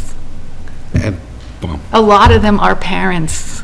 I truly think that in that case, many see that if they have an issue with something, that somehow above the superintendent is where we sit, and it's our fault, whether or not we had anything to do with it, quite frankly. Oh, Because yeah. when there's something when there is something that, A day-to-day thing. correct. Right. Something that Right. falls under I see it. the principal, yeah, all of it. We don't comment, Everything. but yes, we see everything that's Yep. out there. Yep.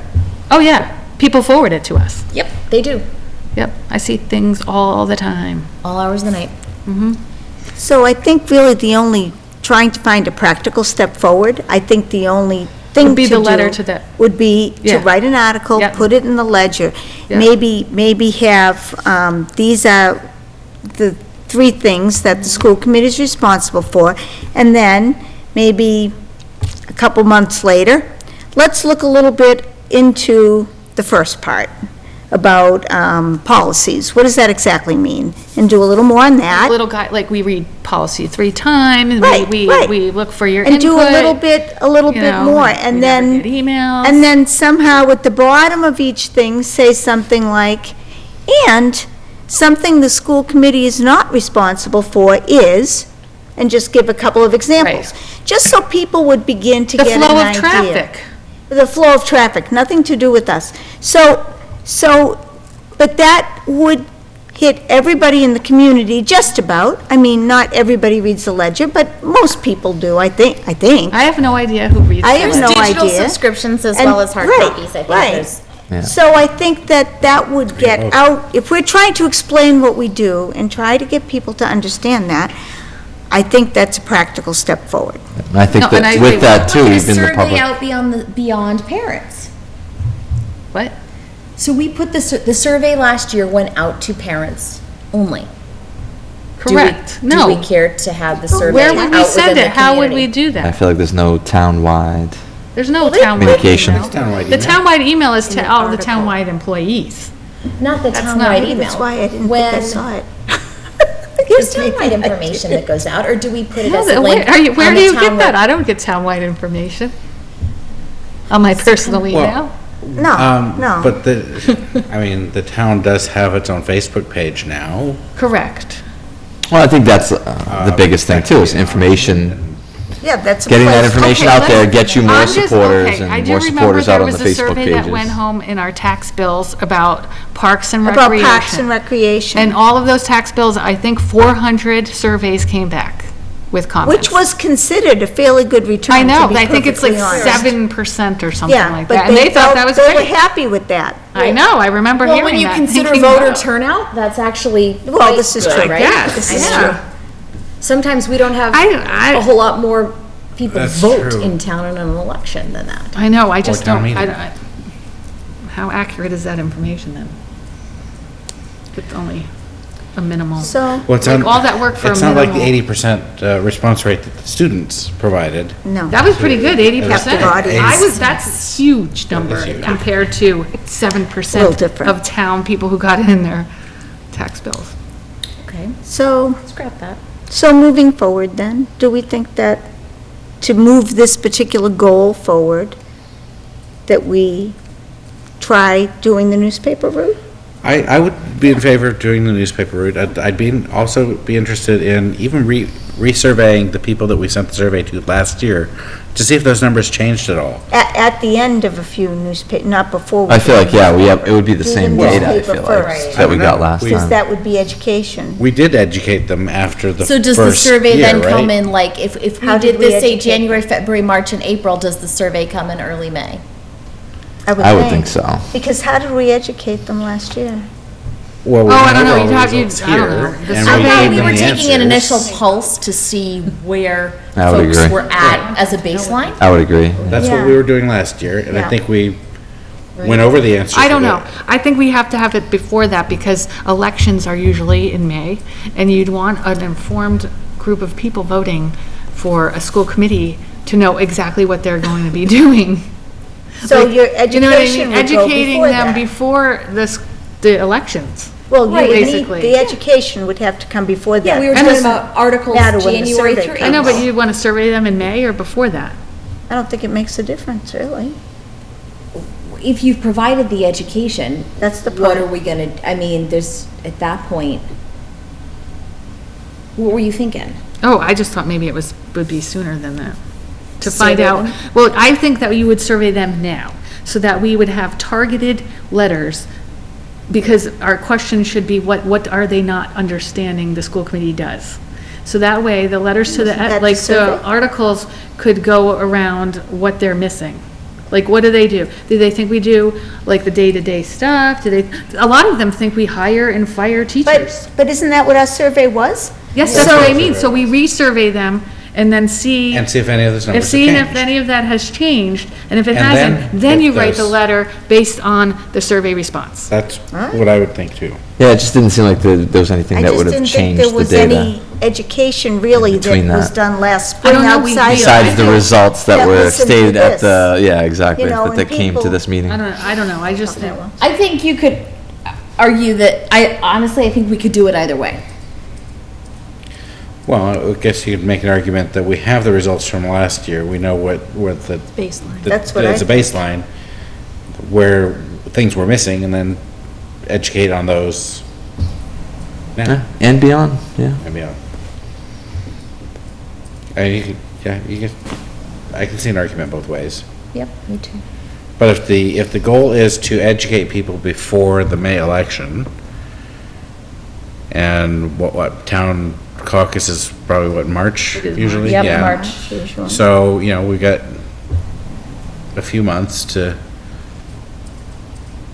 do that education before, Because if we focus survey town first, hall. by the time we get an article, by the Paper comes time we out get every week. articles I flowing know, with the that. article comes up, we could do an article, it's a weekly paper. So we have Right. we have two seats that are going to be up for election. So thinking more Well, education before. Well, you want to, before- like, Yeah, because you also want them to know what it entails. It's not just Right. one Wednesday every other week. That's True, just too. Subcommittees Brian over and- there. Tonight was How fun. many meetings he's going to, you know what I mean? Just today. All of that kind of stuff, because that's the kind of stuff that you don't know unless you're like interested and start talking to somebody. And maybe you'd like somebody to run Yeah. who is aware of that ahead of Aware time. of that Aware of it and ahead of understands the time. commitment level that comes with school committee. And Would it are be- they Knowing up what they're to getting doing into, that? Not running for school committee because they think that they can affect day-to-day The operations. day-to-day Right, stuff that they because think that that you we can't. do, because Right. we don't. Would it be something that maybe each one of us could write an article and then bring it back to the committee Right. to make sure they Different approve to submit perspectives, to the ledger? Or on different. From a different perspective, different topics. Like Right. somebody to do an overview and somebody to go into maybe each of the three major responsibilities, and then somebody to outline responsibilities of being on the board, what it really means and what it doesn't mean. And all the other different areas that you have to cover. And the operating protocols. Yeah. Right. Yeah, there's so many different areas. We are guided by Robert's Rules of Order, so, there are certain things that you can do and can't do, Right. or shouldn't do. put it that way. Correct. Okay, Okay, so that sounds like we have a clear pathway in that goal. okay.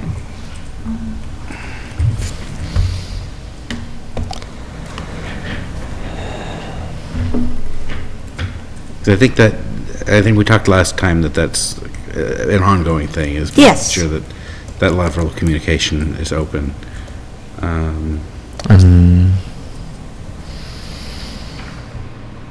And we felt that the budget process goal was fine. Was there a tweak we wanted to put in that? Yes, the I focus. think there was. Yes. I think, yeah, we wanted to have more public comment. Our goal was to solicit more public interaction Input. during During the process. And that's where we were talking about the Q and As. And the form didn't work. No, the form didn't work. So it would Good have try, to be Q&A Okay. at a school committee meeting. And I think we have to give them more than 2 days' notice. We would Yep. have to make sure that Absolutely. Oh, yes. the community knew which meeting we were having the Q&A so that people could show up. Absolutely. And that way, there would not be a lot of things on the agenda other than the budget and the Q&A. Right, and you can limit Because- the Q and A to a certain time, too. And the budget doesn't even need to be an agenda item at the meeting. The Q&A should just be on an agenda after a presentation on the presentation, yeah. budget. And people Yes. we can tell people and advertise, you need to look at the video of the budget presentation Where the before you presentation come. itself can be online. Mm-hmm. She Yeah. could- Yeah, because it was last year. Yeah, I think we talked about that at the workshop, that we would do the presentation, give us time to absorb it, give the public time to absorb it, and then come Then have back a with the Q&A. questions. And then the Q&A. So as an following that. example, if you get a full budget presented the second meeting in January, maybe it makes sense the second meeting in February, or you could even do the first meeting in February. Would be the A Q&A. couple of weeks between. And we'd probably have questions during the initial presentation, Yes. but then the public could get involved in the In the second. next one. Yeah. review. Yeah, I think that would be great.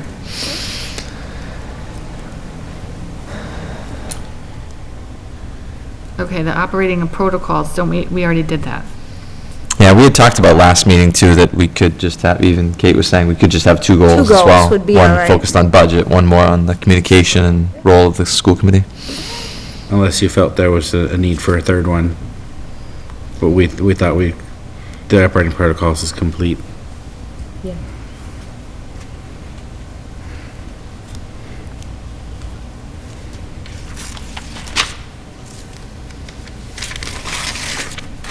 Okay, the only other, and it's not part of the goals, but it was during our other workshop where we talked about doing the pledge, and Mr. Rogers brought it up.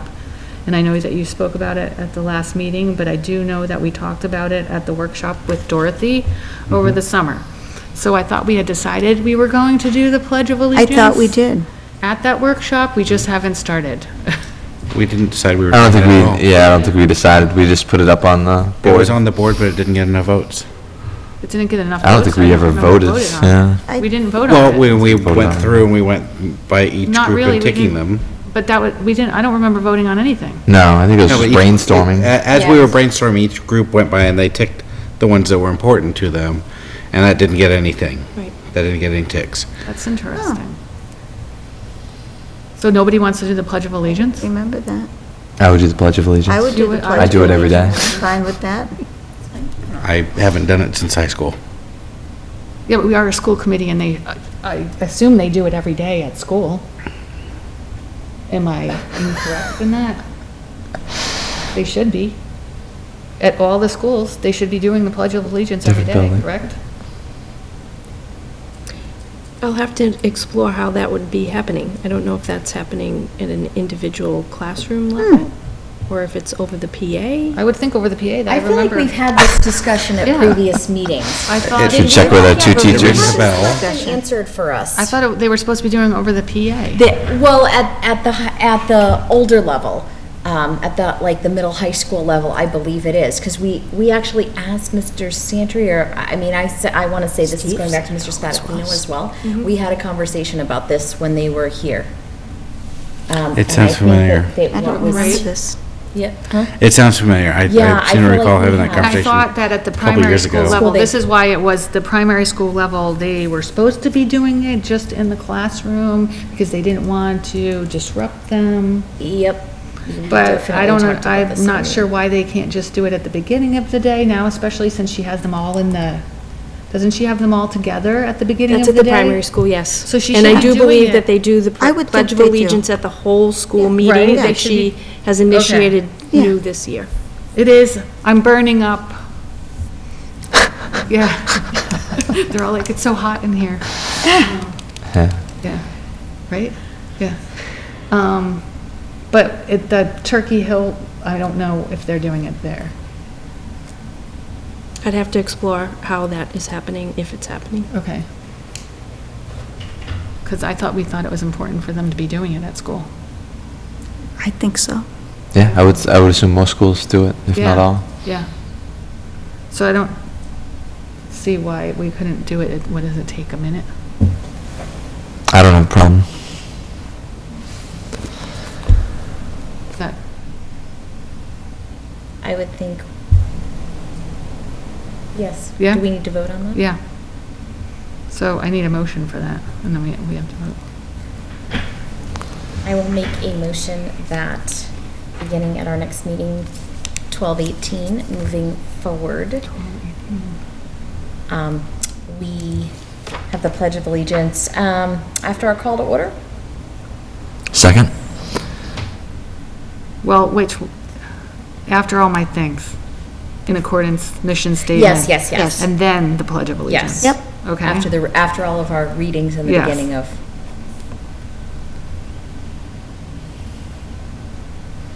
Okay. I need a second. Second. All in favor? Aye. Okay. Nay. Nay? Okay.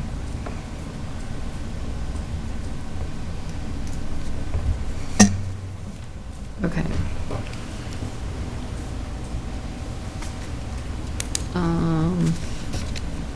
Was there anything else that we thought we needed to work on for goal 3 or no?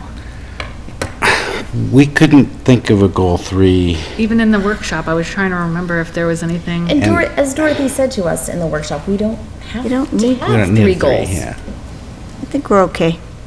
Sure we don't need Facebook page or anything No. like that? No. I think, one thing I Somebody was going said to say that was to me, just though, sharing YouTube, the YouTube Right. videos, sharing the agenda. We could have a It can help. Facebook page for that kind of thing, just informational. You'd have to But- turn comments off on Yeah. everything. Right, you'd have Yeah, to I just, was it would gonna just say- be Can you do posting that? of like, You can, yeah. right, the can have a school page committee. with no comments? That's, I think, But- like, especially since a lot of people use Facebook and you're trying to get, you're saying you want to get out to the community. If you can- I'm just not sure who would run it. And what would you put on it? It would be the agenda. Like, the agenda's already out there, like it's public knowledge. I know, but you could put out like Well, you post the agenda sometimes. Yeah, it's Yeah, public you post knowledge. You can share public knowledge, like it's just the Right. agenda. Anybody could share the agenda. I Anybody know, could but- share the YouTube. I'm not, Documents, the documents would be great to Handouts. you know share. what I mean? Those kind of things, after the meeting, we could post, this is what we had. Here's the These are- link to the YouTube if Yeah, it's. here's a link to the YouTube, and here is a link to where you'd find the paper that's here, sitting out for people, the public to take. If we needed the secretary to share Right. that, I could share that. You know what I mean? That kind of stuff. The presentations that were presented, those kind of things can go on the Facebook page. That's a good way to get the information out there that you were talking Yes. about But I think if communication-wise. if there's links on the school website, we could just send out those links. Yeah. Direct, this is the You know presentation, what I this mean? is That kind of the, stuff. whatever. I'm not sure. But no comments at all. Oh, yeah, You could just- we would not comment, No, but the we public don't. could comment. You would not have. No. No you would- comments at all. You'd leave it commentless. There are no public Because comments. then Because we then have to Administering that page mediate would be a what goes on nightmare. that page. Yeah, I it would gotcha. be, it would just be informational posts only. Right? Correct. I Yeah. would If certainly there was not a way to set open it that up up. for comments I would have no clue. on a Facebook page. No, mm-mm.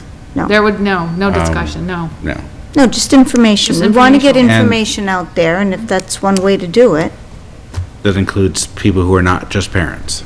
Right, Yes. that way, Right. anybody could click on and like the page and Yeah, then be probably informed. shut off comments for. Yeah, you could shut it all off. Just, shut off comments. just the administrator would be able to, or whoever were the Whoever's posting administrators it, yeah. would be able to share the information. I think that might. That might be solve something work. that we could all do Right. as And that members, that you helps could with the- share and shut off the comments. The outreach that we're talking about, I think that might get, So it Or- gives one clear place aside from the website where people can access information about what we're doing. And it might be more day-to-day, whereas the website has more general information.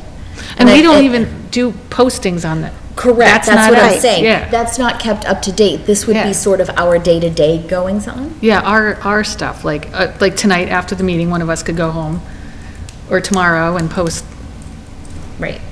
The YouTube link. yeah. I don't know, what do you think? I like it. I think it's more communication with the public, Mm-hmm. making them aware, because not everybody's checking the agenda on the website. No, Well, this is true, and as long as there's a way to turn the comments off, then I'm okay with that then. all right, who wants to take that on? Brian, you'll do that? Yeah. And then you'll let us all see it, like at the next meeting, maybe we could take a look at it? Sure. Okay, before we go live? Yes. Okay. Private Thank you. group. Private so group at to start. first, yeah. Because there's, Carol, I are know, you on I know that for Facebook? pages, there's a way Yes. to turn off. Okay, then. There's a way to prevent comments on Not pages. that much for that don't- dinosaurs. Yes, exactly, yeah. I don't know. I just don't know how to turn comments off. I know you can do that for individual posts as well, but I don't know, I don't remember how you do it for a page. I don't either, but I think you can, I think you can. yeah. And, yeah, you can do it for a post, too. Yeah, Only you could do it me, as you go along. but- individual people, yeah. Okay. Okay, so.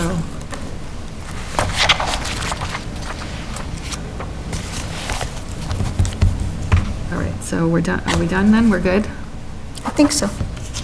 And so, are you writing all that down? I'm trying to draft The goal. goals, okay. For the next one to review?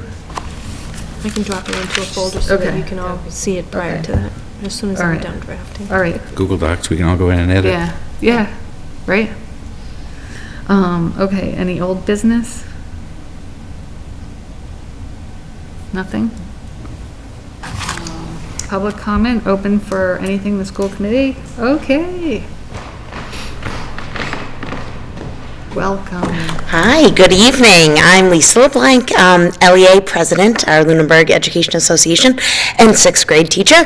But I wanted to mention that the LEA is matching the gift card donations up to $500. We did that last year, so teacher donations, come in to us, and I know some teachers are watching at home, so we put out an email to our members to make sure that they give either cash to their LEA building representatives or gift cards, and then we will go out and purchase $500 worth of gift cards and give those to the secretaries. So it's great to work together for Lunenburg, so thank you. Thank you. That's awesome. Topics for future discussions. Do we have any? Do you guys have anything? I brought up last time about I'd gone to the last presentation that Roar did, and it sort of ties into what the group was the presentation earlier tonight, and they were talking about freshman orientation. And I really think that we need to do something with educating our families a little bit more on opioid addiction, and whether that would come as part of a freshman orientation or how it would come. The presentation that I saw was striking, and it was very memorable about how there were several people that spoke, but the one that tugged at my heartstrings was this young man who was a hockey player and ended up addicted to opioids due to a hockey injury.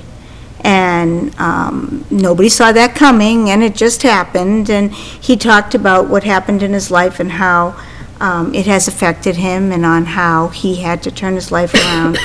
And I don't know what is done during health class. I tried to look up such syllabuses and stuff, but I am blocked because I don't have the right access, because I'm not a parent. We have to fix that. But anyways, I couldn't get in to course catalogs or anything on the website. So, so I don't know if they do it in health class. I don't know what is done, but I just think this is important. Yeah, they cover that in health class in ninth grade. And does that need, and I think there has to be a family component. Because I think families don't realize how easy it is for a kid to get their wisdom teeth out and end up hooked up on opioids. I think it's something that there needs to be a family component somehow. Whether it's the teacher sends home, watch one of these YouTube videos of one of these presentations with your family, and they have to bring in something that says they saw it. I mean, I don't know. That would never work. Well, maybe that would never work, but then Not if something you has just to sign work. it and- I know, people just sign things, Yeah. but I just feel like there needs to be some connection there. I think, I like the idea of like more of the community forums on topics like that throughout the year. There just were 8 continuous people to- that weren't involved in the Wow. presentation. Yeah. So that didn't work. Yeah. It was You the know? same the night that we had the resilience film presented. Right. Right. There was the people that were married to the presenters or on the board. There were the board members, and Yeah, but they were those are like, forums that can take place 8 during of the us. school day. Like, I remember when I was young, they had those kind of things during the school day for the kids to take part in. for the kids to take Right, but- part in, Yeah. yes, but But I what think- about But the families? families. Oh. The families. This part is very important for families to realize, you know. Because the topic was student athletes being injured, right? That was the thing, but then one of the presenters was a dentist, and he talked about how kids get addicted through their wisdom teeth coming out, and that he no longer will prescribe opioids for that exact reason. So I'm wondering if that's something, when there are community presentations like that, is that something, again, we can put on our school community page as either a link, or if, again, were those recorded? Yes, they're on YouTube. So again. Just sharing that information more. Are those up on our website? I don't know. Yeah, Stuff on their website. probably. But that is the problem, like, we're continuously talking No, the about trying Roar- to get the parents Roar more presentation involved and Well, that's the knowing thing. what's They going wouldn't be on. on our website, that's not our, Not Right, more, no. it's not ours. Yeah, yes. The resilience was not filmed. Okay. No. And it gets tricky too, some some organizations, when they do a presentation, they want to be able to come in and do the presentation Right. and not have a video of them having done the presentation. To share. Just Or a video available of out their there. movie. Right. Right? Right. So,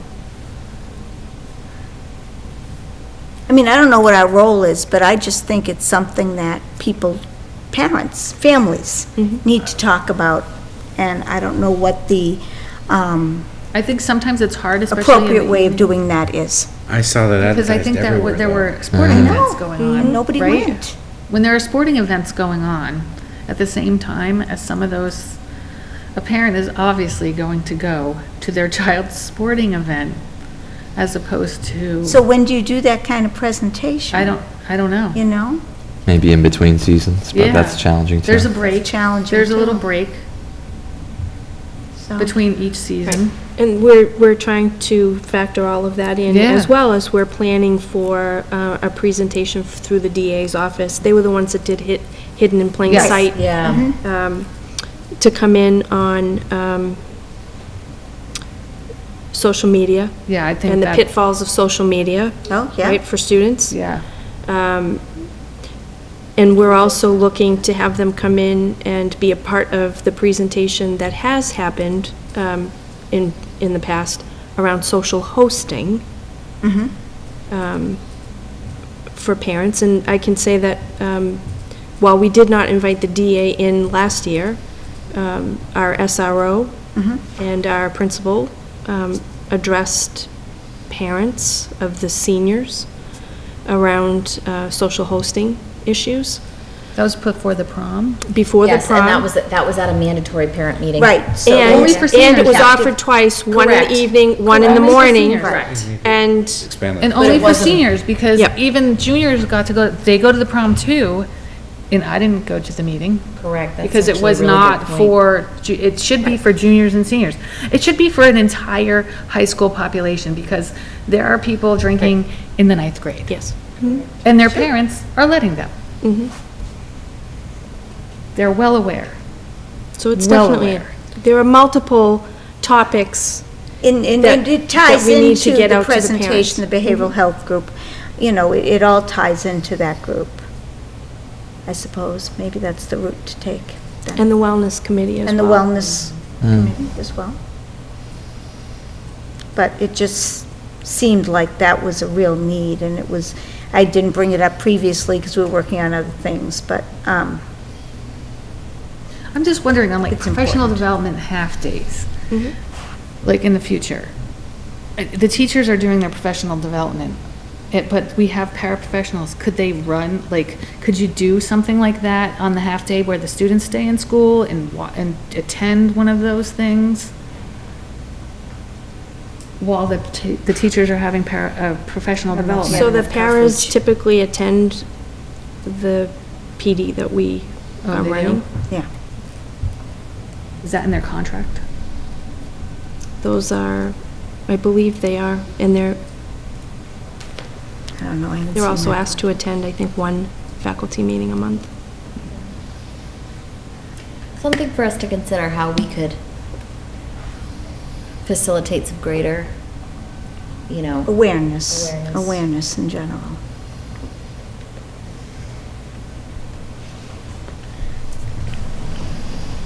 Just put it out In there. terms of the overall health and welfare, safety of our students.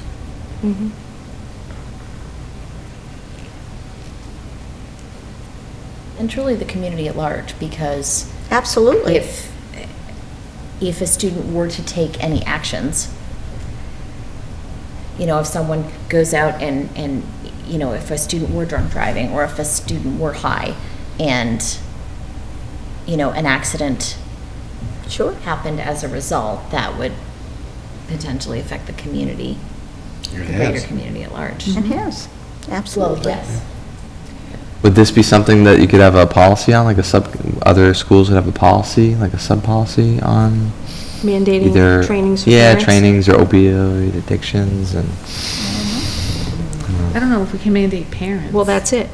But a lot of this information is really most relevant for the parents. For parents. Not for the students. like the social hosting. Exactly. And if the parents aren't engaging, then And for their minor children, with surgeries, even something as simple as a tooth extraction. Right. Being knowledgeable. To watch. To speak Pain with the doctors, right, around options for pain management. Right. That's not for a 16-year-old student to, have that conversation with the physician. It is a challenge, all the way around, on any issue, trying to find a way to engage the parents on any number of And fronts. everything, yeah. No, because a lot of times it is the students seeing it in the other students, whether it's the suicide awareness or also the opiate addiction too. It's going to be students seeing others too. Educating the students as well. Yeah, you do have to do both. And that's certainly something that we can do, right? We Yeah. could have that same presentation for students. But again, we're missing Missing the a big audience that piece. really needs to have this information. Well, I don't know, maybe sometimes though, the kids go to the presentation and they go home and talk about the presentation. They may do that, some kids do that. I think when it's impactful, Oh, I'm sorry, my kids talk about everything. well, They're very vocal. if it's impactful, because. Right, it's gotta be. That's what I mean, if it that's- hits them it's hard and something, like, they go, wow, I have to tell you about, something, or a discussion we had in class. Mine will do that, and blah, blah, blah. And I feel like at a That certain reminds me, point, blah, blah, blah. Those kind of things. and at a certain point, that's all we can do. Yeah. Like, we can reach the kids as best Yeah. we can. Parents are going to be a little harder. Hopefully it opens dialogue, even if it's talking to their friend next to them. Oh my gosh, did you just see that? You know what I mean? That kind of dialogue. Yeah. Even that is a little bit, it's more than nothing. Right. It's more than nothing. It's more than nothing. I talk about everything in my house. Probably too much. Yeah. Same. We're just very open, and I want them to be comfortable. You want kids to be able to have, like, that one adult. Right. And it's sad that there are kids that don't feel like they have that one adult at school. That's upsetting. Very upsetting. 20%. That's a huge number. It's like 100 kids. 100 kids at our high school. Well, it was 80 kids, I guess, because with the 80%. Yeah, 100 kids at our high school. And I feel like they don't and have some a single 25% parent. don't fit in. That's the part Ever. that really bothers me. Yeah. I mean, I get sometimes not fitting in or feeling uncomfortable. Oh, and I get that. Sometimes. Right. But just to feel that way all the time. Daily, that- to go to that's school gotta be- daily and feel like you don't fit in daily. That's heartbreaking. It is. And I don't know, I think that statistic should be shared with our student body. So, Mr. McGrath, when he was here presenting the school improvement plan, did reference that data point, and that's something of concern to him, and it is part of the work that he's doing with the school improvement plan this year. But there's a lot of work to do. There is. Okay. Nobody else has any further topics? Make a motion to adjourn at 9:19 PM. I'll All in favor? Aye.